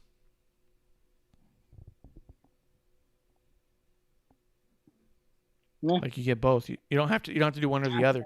Because that's the other thing is I think you build that tension, right? So you have Paul Heyman come out with Brock on Raw, and then you have Paul Heyman come out with Roman on SmackDown. And so Paul Heyman's arguing for Brock Lesnar on Raw, gets that match and gets the win. So now Paul Heyman is the manager of two of the champions on both brands. He's on top of the world until Survivor Series comes around, and well, what's going to happen now? Because last time we saw Brock Lesnar and Roman together, fucking Paul Heyman pepper sprayed Roman in the face. Yeah. You know what I mean? I think that's how you build that. So I hope Prime Stop Gaming is still in the chat. I think we figured that out really well, and I think he'll be happy with that. Yeah, 100%. Nailed it. Hashtag. We did that. Hashtag nailed it. Figured it out. So anything else on the main event of WrestleMania? No. I'm not Charles gonna lie. Robinson's always right. I was a little bummed that Roman won, but that's about it. You're disappointed Roman won? Yeah. I think it was a compelling story for whoever won, right? You had Edge coming back and proving he deserved to be in the main event and getting the championship. You had Daniel Bryan proving he's the ultimate underdog who can still win in a main event. And you had Roman Reigns who was proving that regardless of era, because you literally had the Attitude Era, you had the Ruthless Aggression Era, or PG era or so, and you have the Now era with Roman Reigns in one match. You have Roman saying, I'm the fucking man regardless of era. And I thought that was a cool statement. 3 eras, yeah. Yeah, I can see that. Then Now Forever. Which is why I liked it, but also thought that it could go either way, right? You could have Daniel Bryan winning and saying, like, yes, because he's the ultimate underdog, you can never count Daniel Bryan out. You could have Edge winning and saying, yes, because he's Edge, he's got more grit than anyone who's ever been. But with Roman winning, you say yes, because he is the best that's ever been. Or that's left, I guess, you know? So. Did my video come back randomly? Is this video back? Do you want to go to the Zoom real quick? It doesn't matter. Like, I noticed my thing came up that said... Oh, no, it's good. We got you. You're back on. You're back on. Yeah. So I didn't have a problem with Roman winning, but that's also one of those golf clap moments where I didn't have a problem with anyone winning here. No, 100%. And the video package that they showed beforehand where it was like, oh, you know, almost like you cast your ballot. Like, who do you want? Because of this, because of this, because of this. And it's like, yes. You know, they give you multiple choice and you just say yes. You know, that's the way I felt with it. You know, the only thing is, like I said, the only reason why I'm a little disappointed Roman won was because then who dethrones Roman? I thought this was the out where you have, you know, Edge beating Daniel Bryan or vice versa. You know, Roman never loses, but yet something, you know, someone else gets it. Yeah, this was a good out for him, but I do think this double downs on Roman. Where now more than ever, how do you get the title off of Roman? You know what I mean? This really starts to feel a little bit like Brock, but in the best way. Because remember how much we hated Brock, and I was like, but yeah, I think we're supposed to hate him. Yeah, but see, but this is because this is what I'm fearing. This is my fear right now.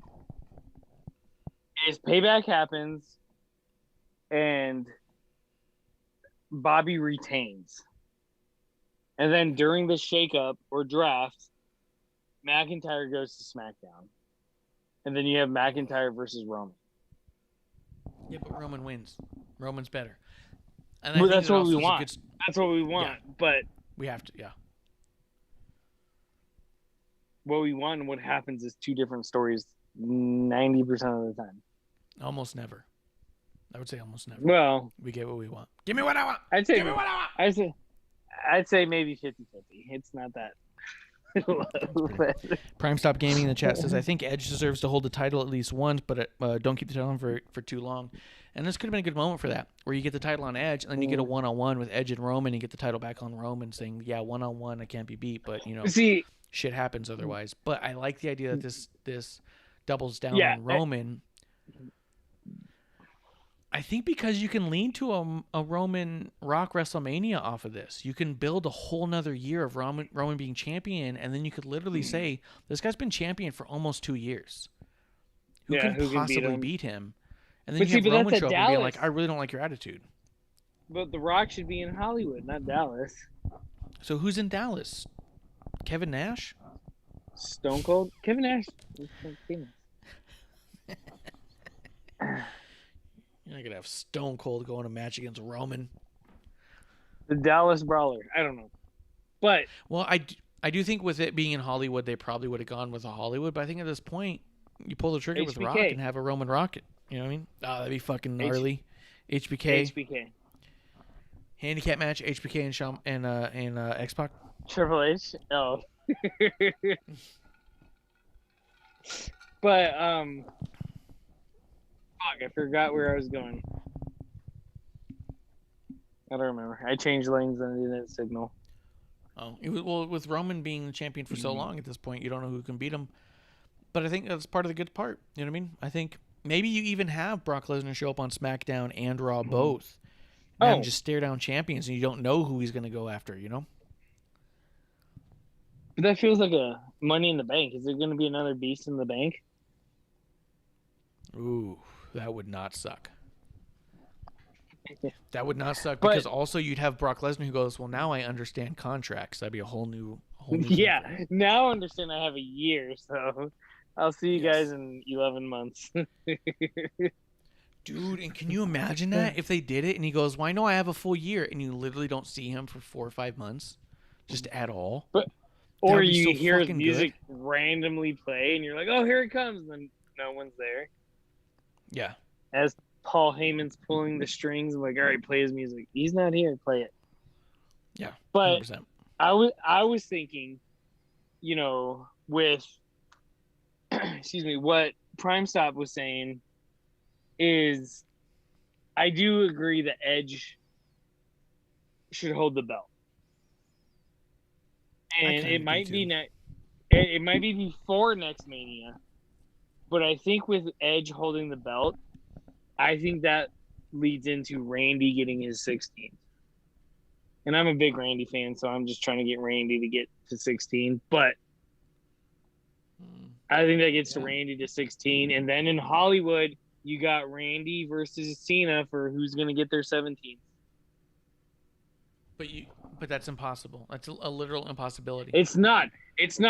We've talked about it. It's a mathematical impossibility. It's a vacated title. It's a triple threat. With Ric Flair? Yeah, right. Vacated title. Triple threat. Ric Flair versus Randy Orton versus John Cena.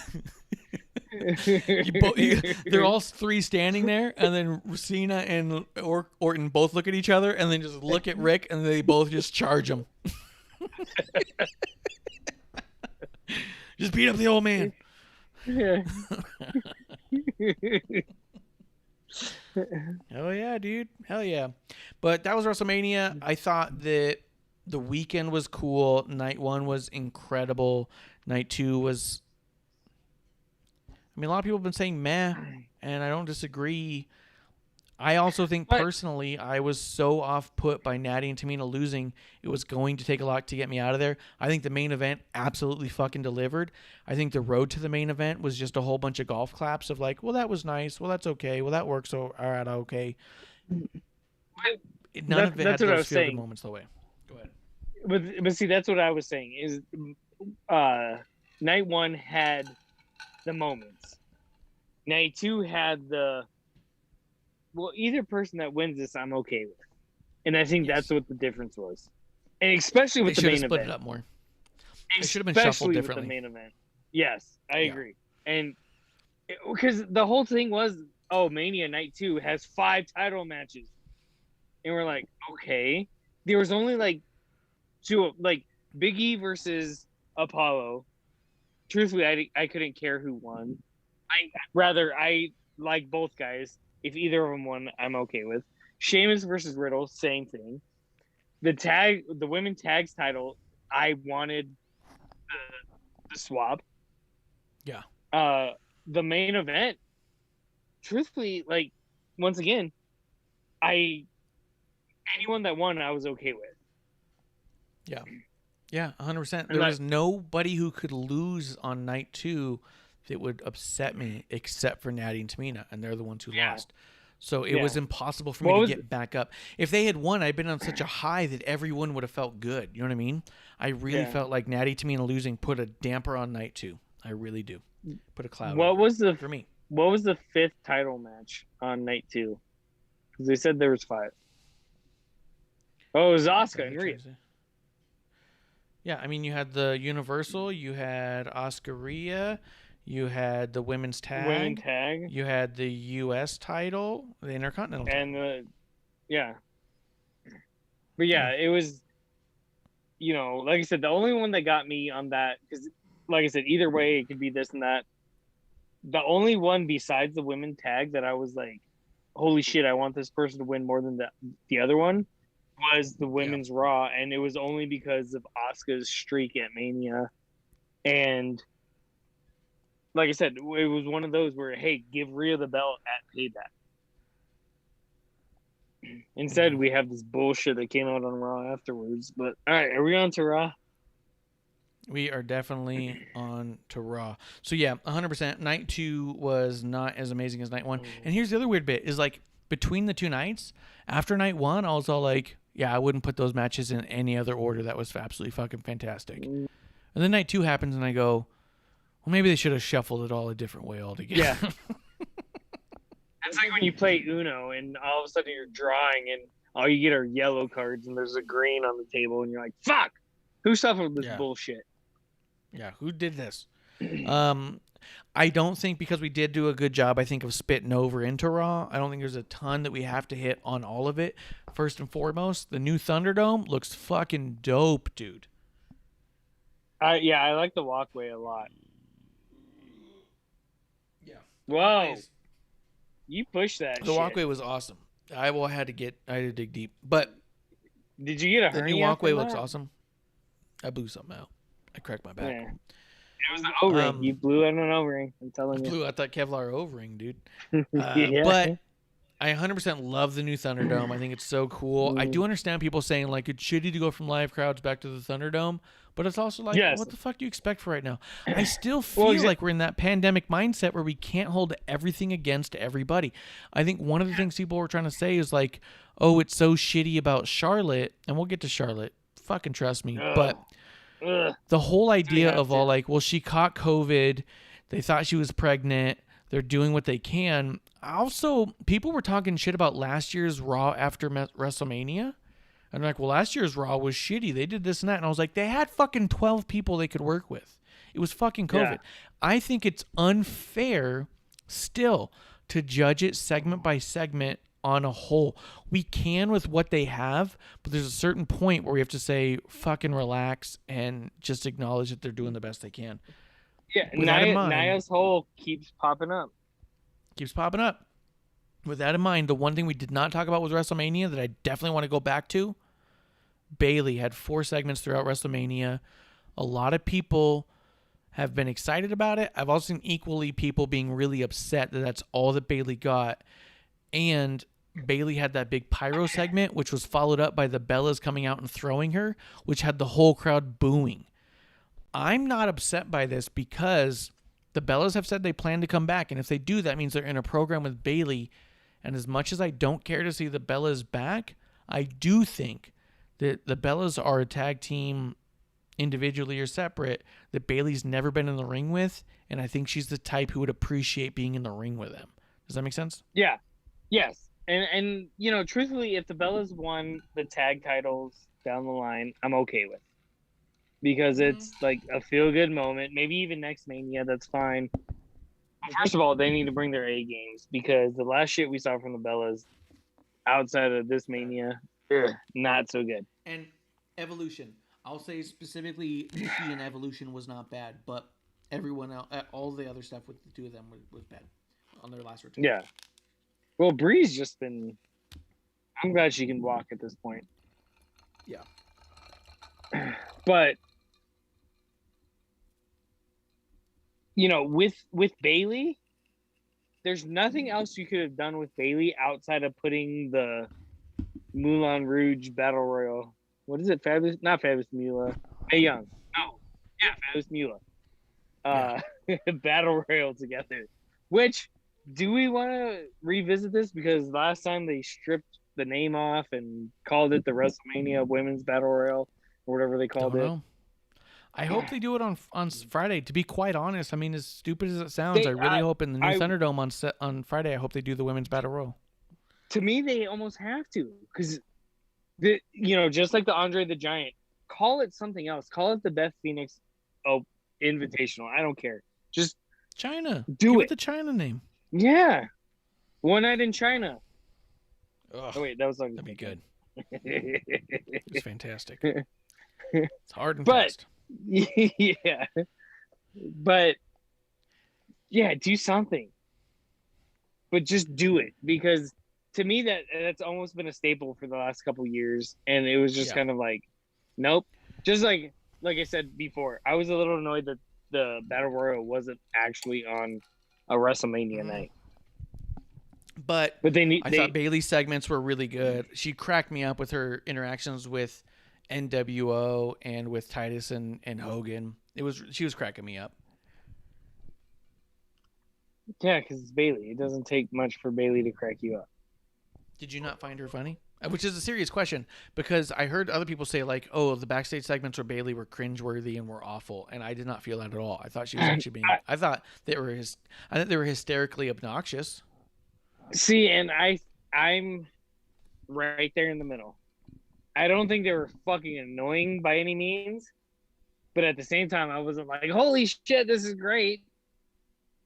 But I could see it's where you were on that. No, I don't know. I thought this was the best thing of all time, but I saw her. It made me laugh, and I said, that was entertaining. She did a good job. Everyone there did a good job. That was funny. I even rewatched it. I was like, yeah, that was a good segment. They were good spots, yes. Yeah. If I'd rather her in a world title picture for sure, but 100%. But if all the Bailey spots weren't in this Mania, would it be anything less? No. And that's where I'm at on that. I gotcha. But at the same time, go ahead. At the same time, like I said, you can't put Bailey in a random match because it's not going to mean anything. And there's a bunch of people out there complaining that, like, hey, Bailey needed to do something. Well, Bailey did something. It's just not what you wanted. So 100%. You can't complain because there's nothing that you can do basically in 36 hours notice and say, hey, Bailey should do this. And this will make me happy. Right. And I agree, because I do think that there's a reality to, if they'd thrown her in a random stupid match, there would have been a random stupid match. Where with here, she was going to be highlighted in segments around legends who are going to show her respect and give her her jokes. And I think that that's fine. Would it have been less? Well, there's this. If you watched it without it to begin with, you wouldn't notice. If you watched it with her and then she was removed, you would notice. Does that make sense? When she was present, she was very present. You were aware and you were engaged. Right. But there were also like not you said, spots that you thought were completely throwaway. They were not garbage throwaway spots. They were fine for what they were, and they were entertaining enough that if they were removed later, you'd say, wait, where's the Bailey shit? That was goofy. You know what I mean? Yeah. But if she was never there to begin with, in a bubble, then yeah, you wouldn't have said like, "Hey, where's the Bailey weirdness?" Yeah. So But get like you I there. said, but for all these people that complain that Bailey didn't have a match, yeah, like don't get me wrong, I like Bailey. You know, she's a tremendous talent. Her not having a match is up there with Cena and Taker not having a match, considering they've been there the last 3,000 WrestleManias. mhm. But for people to complain like, "Hey, she doesn't have a match," at this point, what the fuck do you want Yeah, outside of Bailey winning the, Fabulous Moolah fucking Battle Royal? Yeah, which honestly is what I hope happens on Friday, if I'm being honest. But No, I it would was love what to it see was. It would be great. The crowd was chanting for her when she was doing the commentary bit over Michael Cole. But they weren't. The friends I had who were there said that when she did the pyro, she got a huge reaction there too, because people didn't expect her to get pyro. They thought she was just bullshit when she. And I see where it came from, but it was so stupid. Like, "Hey, do my pyro, do my pyro." And I did it, and I was like, that was dumb. It was to me a cheap heel thing to do, but it happened. Yeah, whatever. But like the feeling of the crowd was that it was a stupid, shitty thing to say that wasn't going to turn into anything that actually did. So like at first, where she's like, "Hit my pyro," and you're like, "Well, clearly it's not going to be pyro. It's going to be like sparklers." But then it was like a huge pyro set. It's going to be an AEW exploding ring. Yeah, it'll be the AEW exploding ring, but instead she got actual pyro and it was huge. People were like, "This is fucking great." People liked in the audience, people liked the little bits that Bailey got. Where I agree with you that she could be utilized for so much more. Obviously, I think that she was a nice accent and a nice cherry on top for the weekend. Yeah.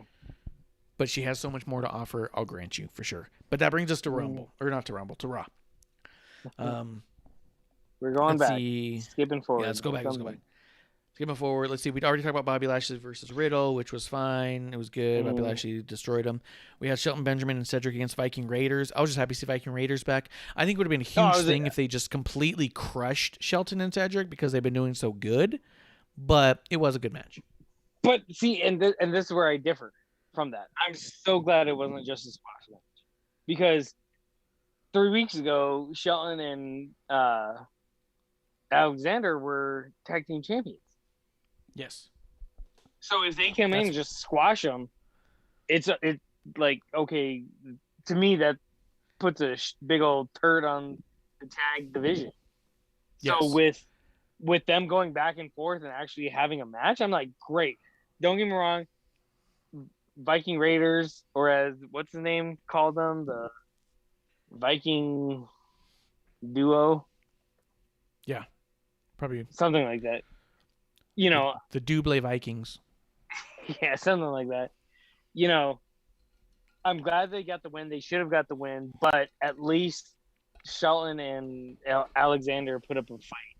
Because, like I said, if it was a true squash match, I think that would have hurt the tag team division on Raw big time. I think it was win-win, to be quite honest, because I think that if you have Cedric and Shelton look great, it's this whole, hey, the Rock Tag Team division is not something you can just steamroll anymore. But I also think that if Shelton and Cedric go down fast, then it's like, oh yeah, I forgot the Viking Raiders are on a different level than everybody else because they are a legitimate tag team. And a lot of the tag teams we have are two people put together. You know what I mean? Yes. But see, I would agree. That's why I think it's win-win. Well, see, I would agree with the second statement, but let's not forget, both Drew McIntyre and Bobby Lashley beat both of them in a 2-on-1. Oh, yeah, it's true. I mean, they've been fucking wrecking them anyway, so you might as well. Yeah. So, for them to actually put up a fight, be like, okay, we have our heavyweight, or our big dogs, if you will, and then we have our tag groups, and they're separate. Fine. Yeah. I'm okay with it. I'm okay with them not steamrolling them. I didn't have a problem with it. Like I said, I felt it was win-win, where I go, oh, if Viking Raiders win straight away, it's one of those things where it's making a statement of the Viking Raiders are back and they're different. But with them having a good match, it's like, hey, this is the fucking tag team division. Get in, which is also cool. So I'm just happy to have the Viking Raiders back, truly, at the end of the day. Yes, 100%. That leads us to the Charlotte Flair promo. Ugh. I want to know what you think about it before I tell you what everyone else is saying about it when I think about it. Well, I don't care what everyone else thinks about it. The promo... I bet you could guess. The promo's okay, but two things. I think it should have happened after the spot with the match. She should have interfered first? Yes. That's where I feel it. And everyone's like, oh, Charlotte, blah, blah, blah. And don't get me wrong, she came out, she looked good, $1 million, Charlotte. But just I'm the victim here through all this bullshit, and once again, immediately just throws herself into the title picture.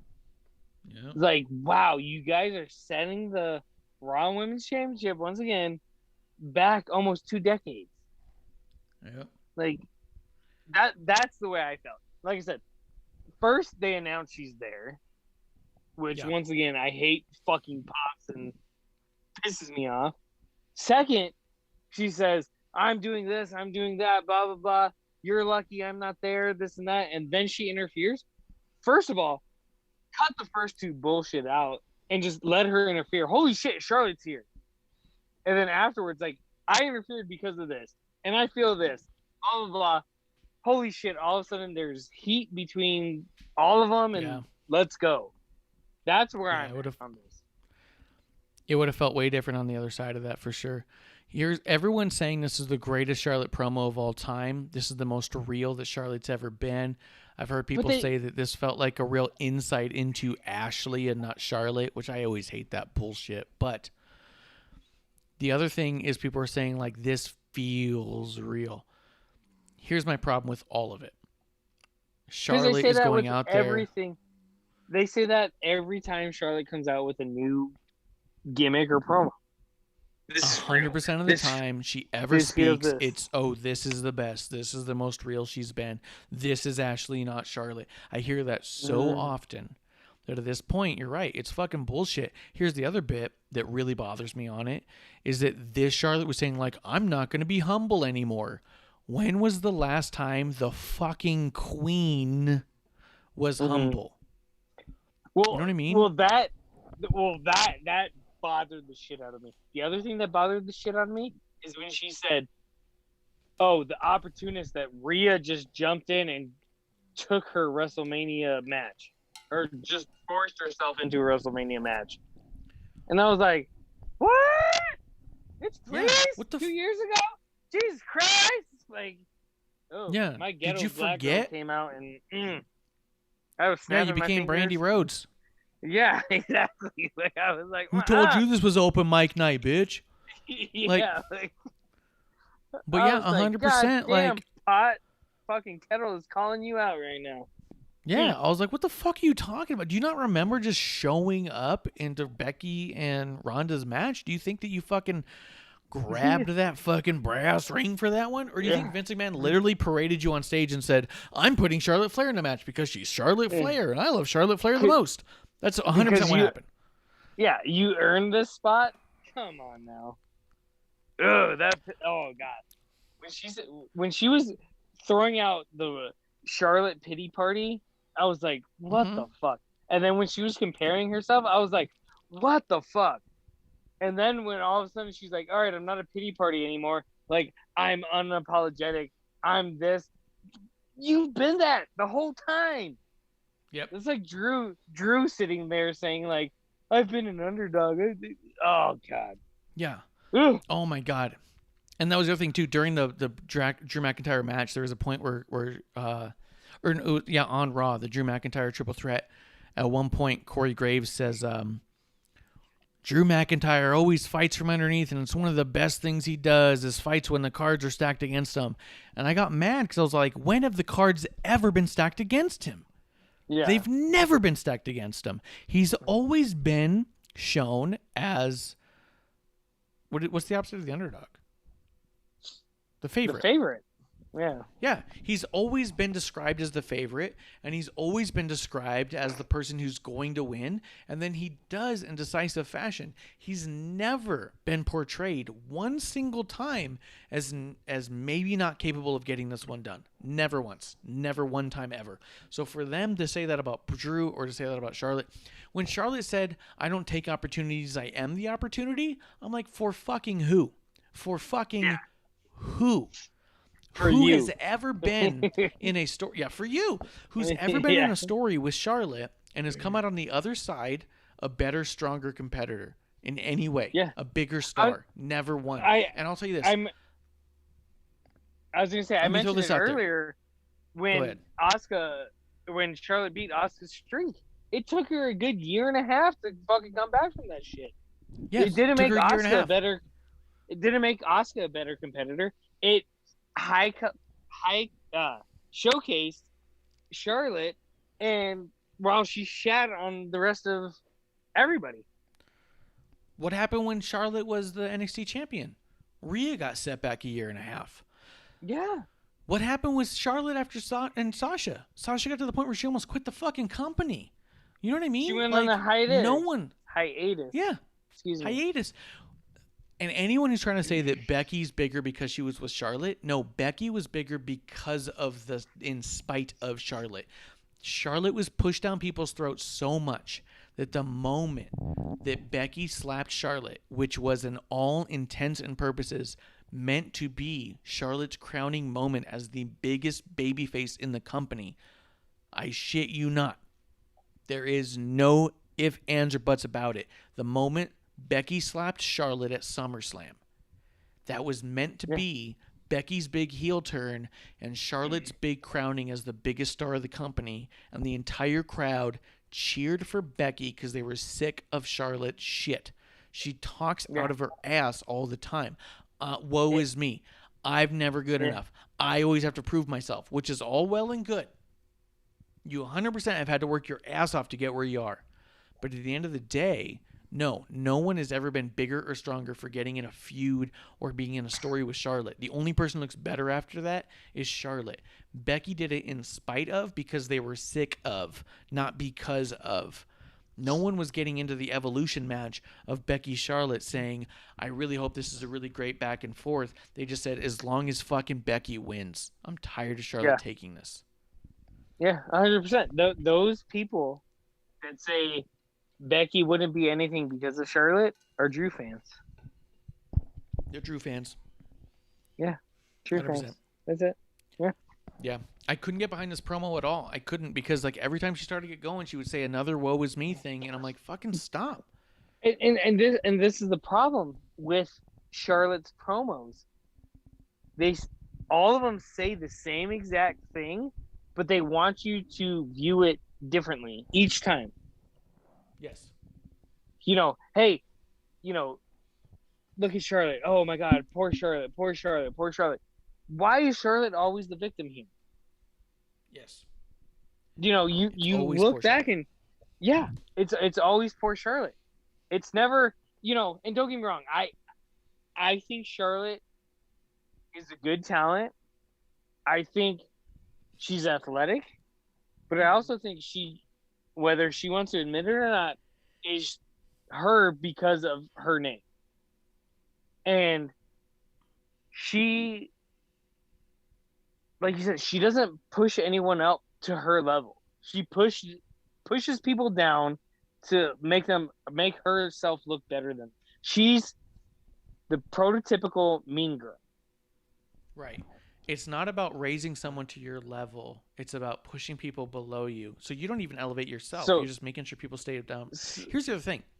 I'll say this, and I know this is going to be like one of the most controversial things you can fucking say about Charlotte, because I know a lot of people don't shit on Charlotte, and I get it, because I've met Charlotte. I've met Ashley, the not Charlotte, and I think she's a fucking awesome person to talk to. Well, real quick, so cool.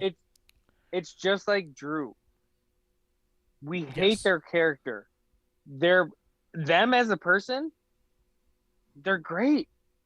Like you heart to heart are a good person. But you as a character, I fucking can't stand you. Yes. And I'll give you this. Charlotte, for one, is a heel now, so good on you. I hate that character more than ever. However, like I said, I've met Ashley. The time I met Charlotte Flair was in a scenario where she was not portraying Charlotte Flair. This wasn't a meet and greet. I met her in a different scenario. She was herself. She was herself 100%. As a matter of fact, when I reached my hand out and said, "Hi, I'm Marsh," she said, "Hi, I'm Ashley." I met the Ashley, right? And I know a lot of people don't get to say that, and I feel super special for having experienced what I did that day. However, she was amazing. She was fantastic. She was mostly humble. It was a really cool conversation. That's not to say that the Charlotte character is a character that seems a bit tone deaf. You know what I mean? I think Ashley is awesome, and I think Ashley works incredibly hard. I think Ashley deserves everything she gets. I think the Charlotte character is tone deaf and doesn't understand the way it's portrayed and that we're seeing it and the way that we digest it. Yes, the Charlotte character doesn't develop. No, it's rehashing the same shit over and over again to a point where it's like, why are you always painting yourself as the victim? Again, as a heel, that's maybe a good move. Yeah. And I'm happy to say, we talked earlier about having a shot at Old Crow. I'll have another shot at Old Crow about Charlotte if it comes to pass. The idea of if all this is to work us into a whole thing where it's all like, hey, let's take some Old Crow about Charlotte, I'm all for that. Like I said, I thought Ashley was an awesome person. But I think something that's notable is the fact that the conversation, because she's constantly saying, oh, I always have to say, I'm always talking about, always proving that it has nothing to do with my name. The fact that Busted Open Bully Ray says, Charlotte Flair is not who Charlotte Flair is because her last name's Flair. It's because her first name's Charlotte. Trying to make a point that she's done everything on her own without the last name. I think the fact that this is still being said this far in the game. That's a big old pile of bullshit. For one, it feels like bullshit. Second, if the conversation is still being had this many years in, that you're only there because your name, that the opportunities are given to you because of the name, then that's a failure. Right. Your narrative's missing.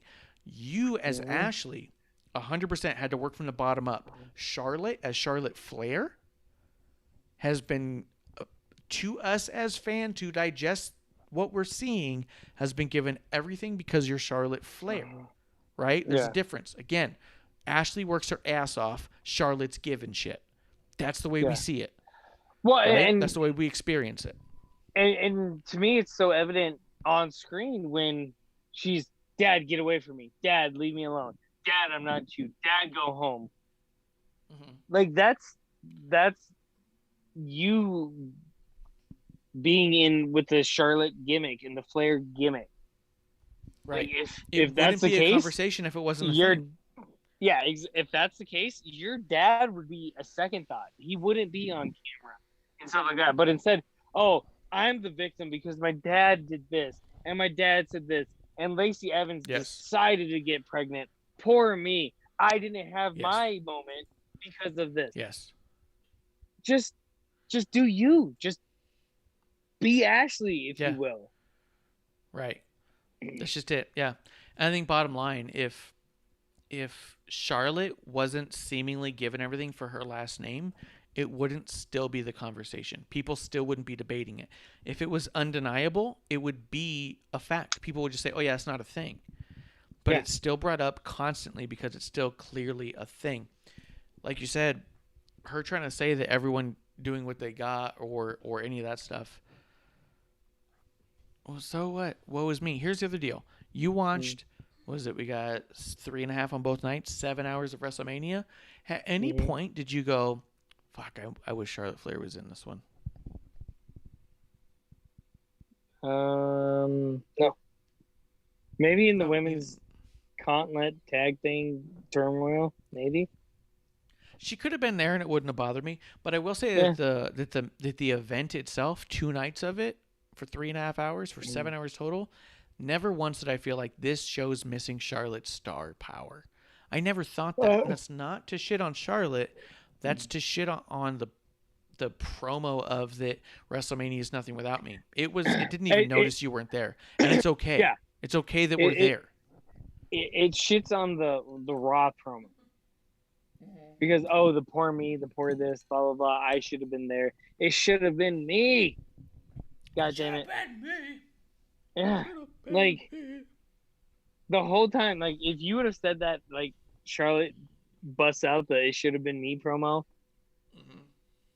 All the women's matches. The only one I can think of is the women's gauntlet or turmoil. Yes. That if she said it should have been me there, yeah, it should have been you, cool, but you wouldn't have won it. Yeah. Yeah. So yeah, no, this WrestleMania didn't miss Charlotte one fucking bit, and I think that's okay. Because I also think Charlotte will be in the next one. I think that's okay. Yeah. And I know she's And like, the oh, one if you after think that, missing one and doesn't probably mean the so. one after that. Yes. But This the one thing didn't that miss gets her. me, no, it didn't at all, and I'm okay with that. Yeah. What got me was the promo afterwards.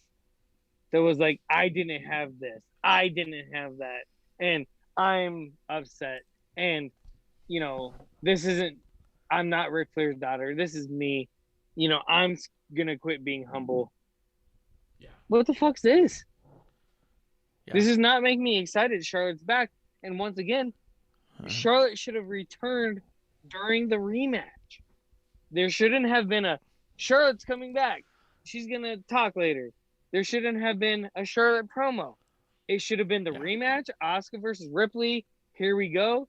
Charlotte attacks Asuka. Oh fuck! Hey, that should have been me. This, bullshit. Yeah.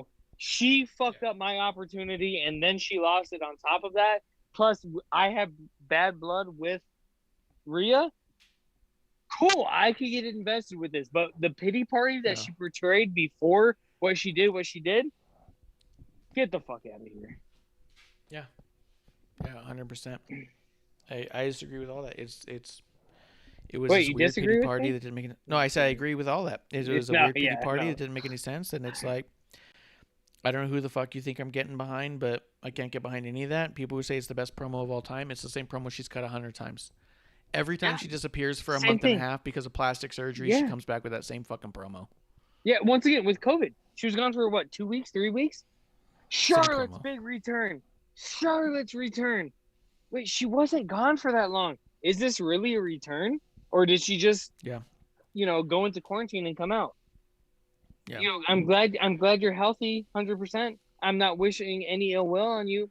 But all of a sudden, for you to, once again, throw yourself into the title picture? Get the fuck out of here. It just doesn't. Yeah, it's not. It's the same shit I keep hearing over and over again. I'm not excited by it. I don't think that. Oh yeah, she really deserves one. Oh yeah, she really got screwed over there. I think that's fine. You're out one Mania. I don't feel bad. Yeah. And nothing you said makes me feel bad about you being out one Mania.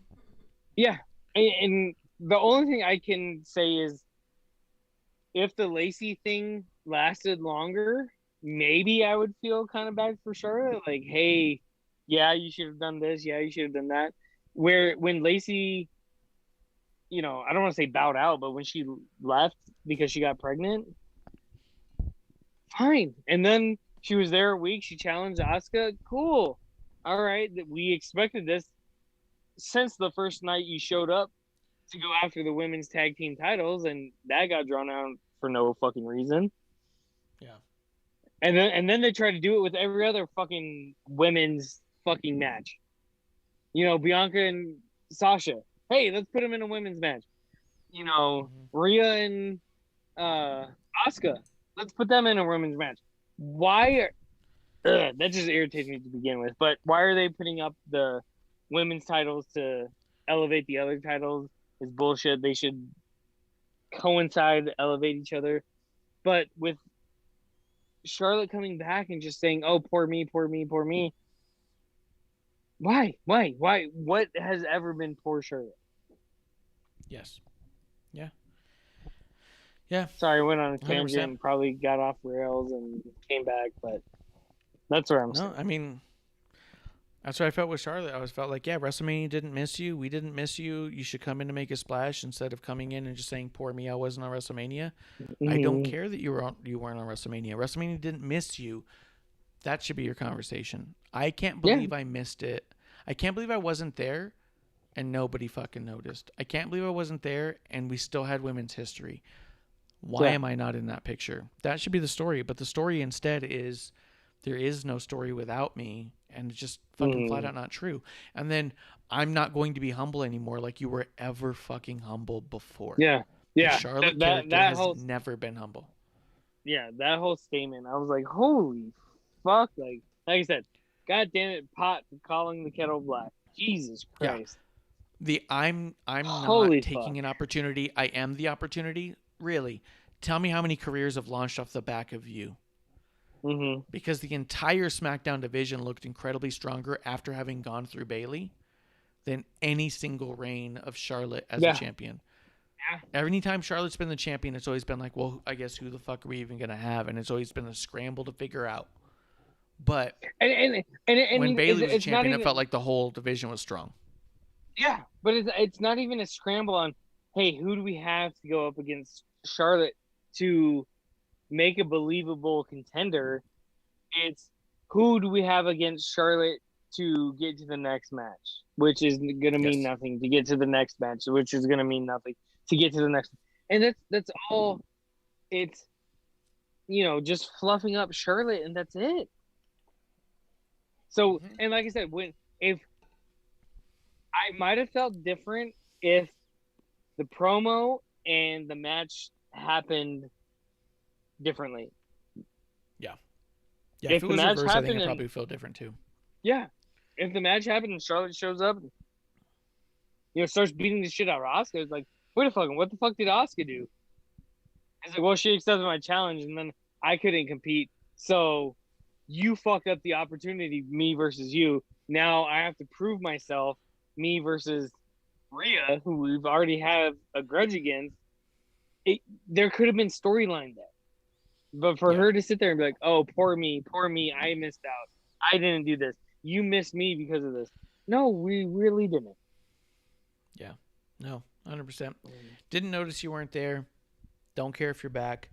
But it's up to you to make us. And 100%, I think she could. Like I said, anytime we talk poorly about any of these characters, we're never trying to talk poorly on any of the people who are behind those characters. I think everybody who ends up on this show is an incredibly hard worker who puts in more effort and work than I will ever put into anything. 100%. I pay my dues. I like all you guys. And hey, let's sit down and have a beer.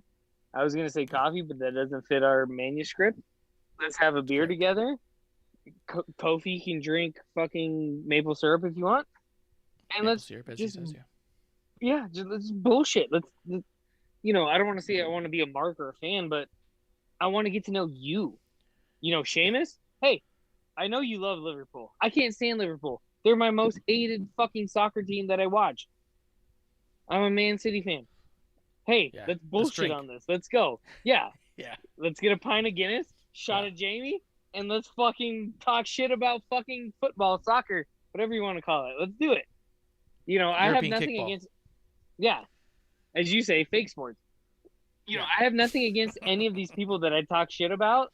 But hey, if we have a sit down and you get to know Kevin, not Kevlar, and I get to know Ashley, not Charlotte, hey, that's a win-win if you ask me.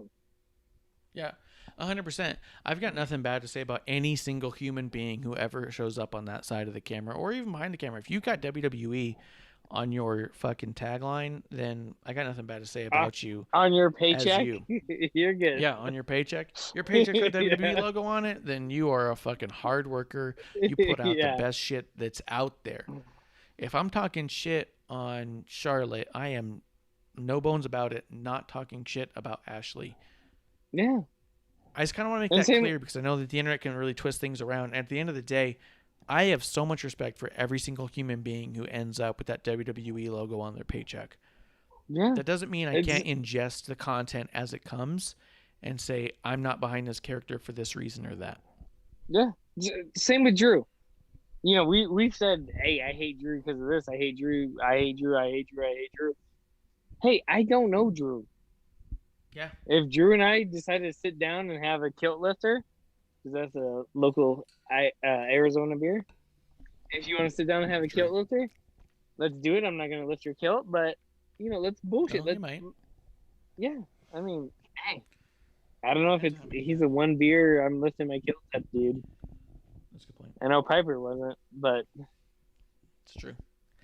Yeah, you know, 100%. hey, we're Drew people. McIntyre, We I want to cannot get to stand. know people, just like Yeah. our fans. Hey, our fans.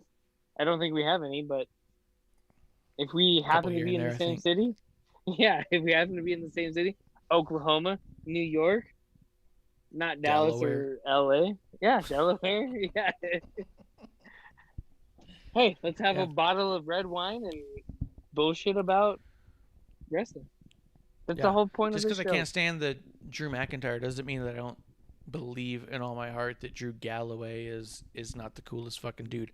I've only heard great things about that guy, so nothing bad to say there. But yeah, we're just talking about what we're ingesting, what we're taking in as fans, and what we're seeing. And Fan I perspective. don't know. One more rehash Charlotte promo isn't going to do it for me, but I do think overall it's been a pretty awesome week. I'm really excited to see what happens on SmackDown. Something tells me something big is going to happen on SmackDown. I have no idea what that is, but I feel like coming off of WrestleMania, this Raw being so flat, I feel like there's going to be something big for SmackDown. I think there's at least one or two returns. Yeah. I don't know Yeah, what they something. are, who they are. Fucking Ricochet, when is he gonna return? Feels like we've been missing him for like 2 years. Well, he just got the shit kicked out of him by Drew the other day. Remember, it was No, like did he? last week or the week before? No, Got I'm the just shit kicked kidding. out of him by Drew because Drew's like, why don't you have a match with Fucking me? yeah. And Ricochet's all Yeah. like, what? Why? But he put up, when he was challenging people, and I'm like, hey, you, one of the most underwhelming superstars we have on the roster, fight me, because I want to prove I'm better than you. What made it worse is he wasn't challenging just anybody. He was challenging the entire babyface locker room. Yeah. Like, what the fuck is this? You want me to get behind you? So I don't know. Either way, it's been a really fun weekend overall. Aleister A lot of Black's good coming stuff. back. That's what I want. Aleister Black might come back. I'd be excited for that. I think There has to be when a you and tag I team don't too. talk for a whole fucking week because there's too much wrestling, we got nothing but stuff to talk about, and I think that's a bad combination. And then we talk for 4 hours about nothing. Yeah. About gear. Yeah, about gear. Let's talk forever about gear. So, I think that's probably last call. What do you think? No, I got a lot more shit to talk about. Yeah. No, I'm just kidding. But no, the only other thing that I was gonna say, because we talked about it from the beginning about is WrestleMania gonna be 2 nights, is the men's and women's Royal Rumble. Because they always say, hey, you're gonna headline WrestleMania, and I can see that being the 2-nighter. Oh, yeah. I could see that. There's a That'd there's be a great women's, argument and for then there's a men's Royal Rumble. I meant to throw that out at the beginning of the show, and then we got sidetracked, and we started talking about Charlotte, and Drew, and everyone else. And I think it's definitely a great point. I think that's a great point on that one. You have 2 Royal Rumbles, you might as well have 2 nights, but yeah. Yeah, but that's the only reason why I say, hey, continue the 2 nights. Because truthfully, 1 night of 7 hours or 2 nights of 3 hours each or 3.5 hours, I'm okay with the 2 nights. Especially if you're not going to do the takeover on the Saturday. Yeah, let's do Mania Saturday, Mania Sunday. Like I said, there's going to be people that have obligations on one night and not the other, and let's write it out. Let's see where it goes. Yeah, I'm not saying I want to buy 2 tickets, but go ahead. Yeah, but I'll buy 2. And I'll cheers to that. Guys, we are at WOTR the show. I am at Ref Marsh. That is at Kevlar on the Rocks with an X. Guys, thank you for hanging with us, having a drink with us, hanging out with your drinking buddies, with your tag team of podcasting, the IREX. That's right. Oh, you got Marsh, you got Kevlar. And that's last call. Cheers. Hey, producer lady here. Thanks for tuning in. Continue to support us or buy us a drink by following and putting the I in subscribe on Twitch. Or subscribe and review our podcast on Apple Podcasts or wherever you listen to us. Cheers! I would never have a drink with wrestling on the rocks.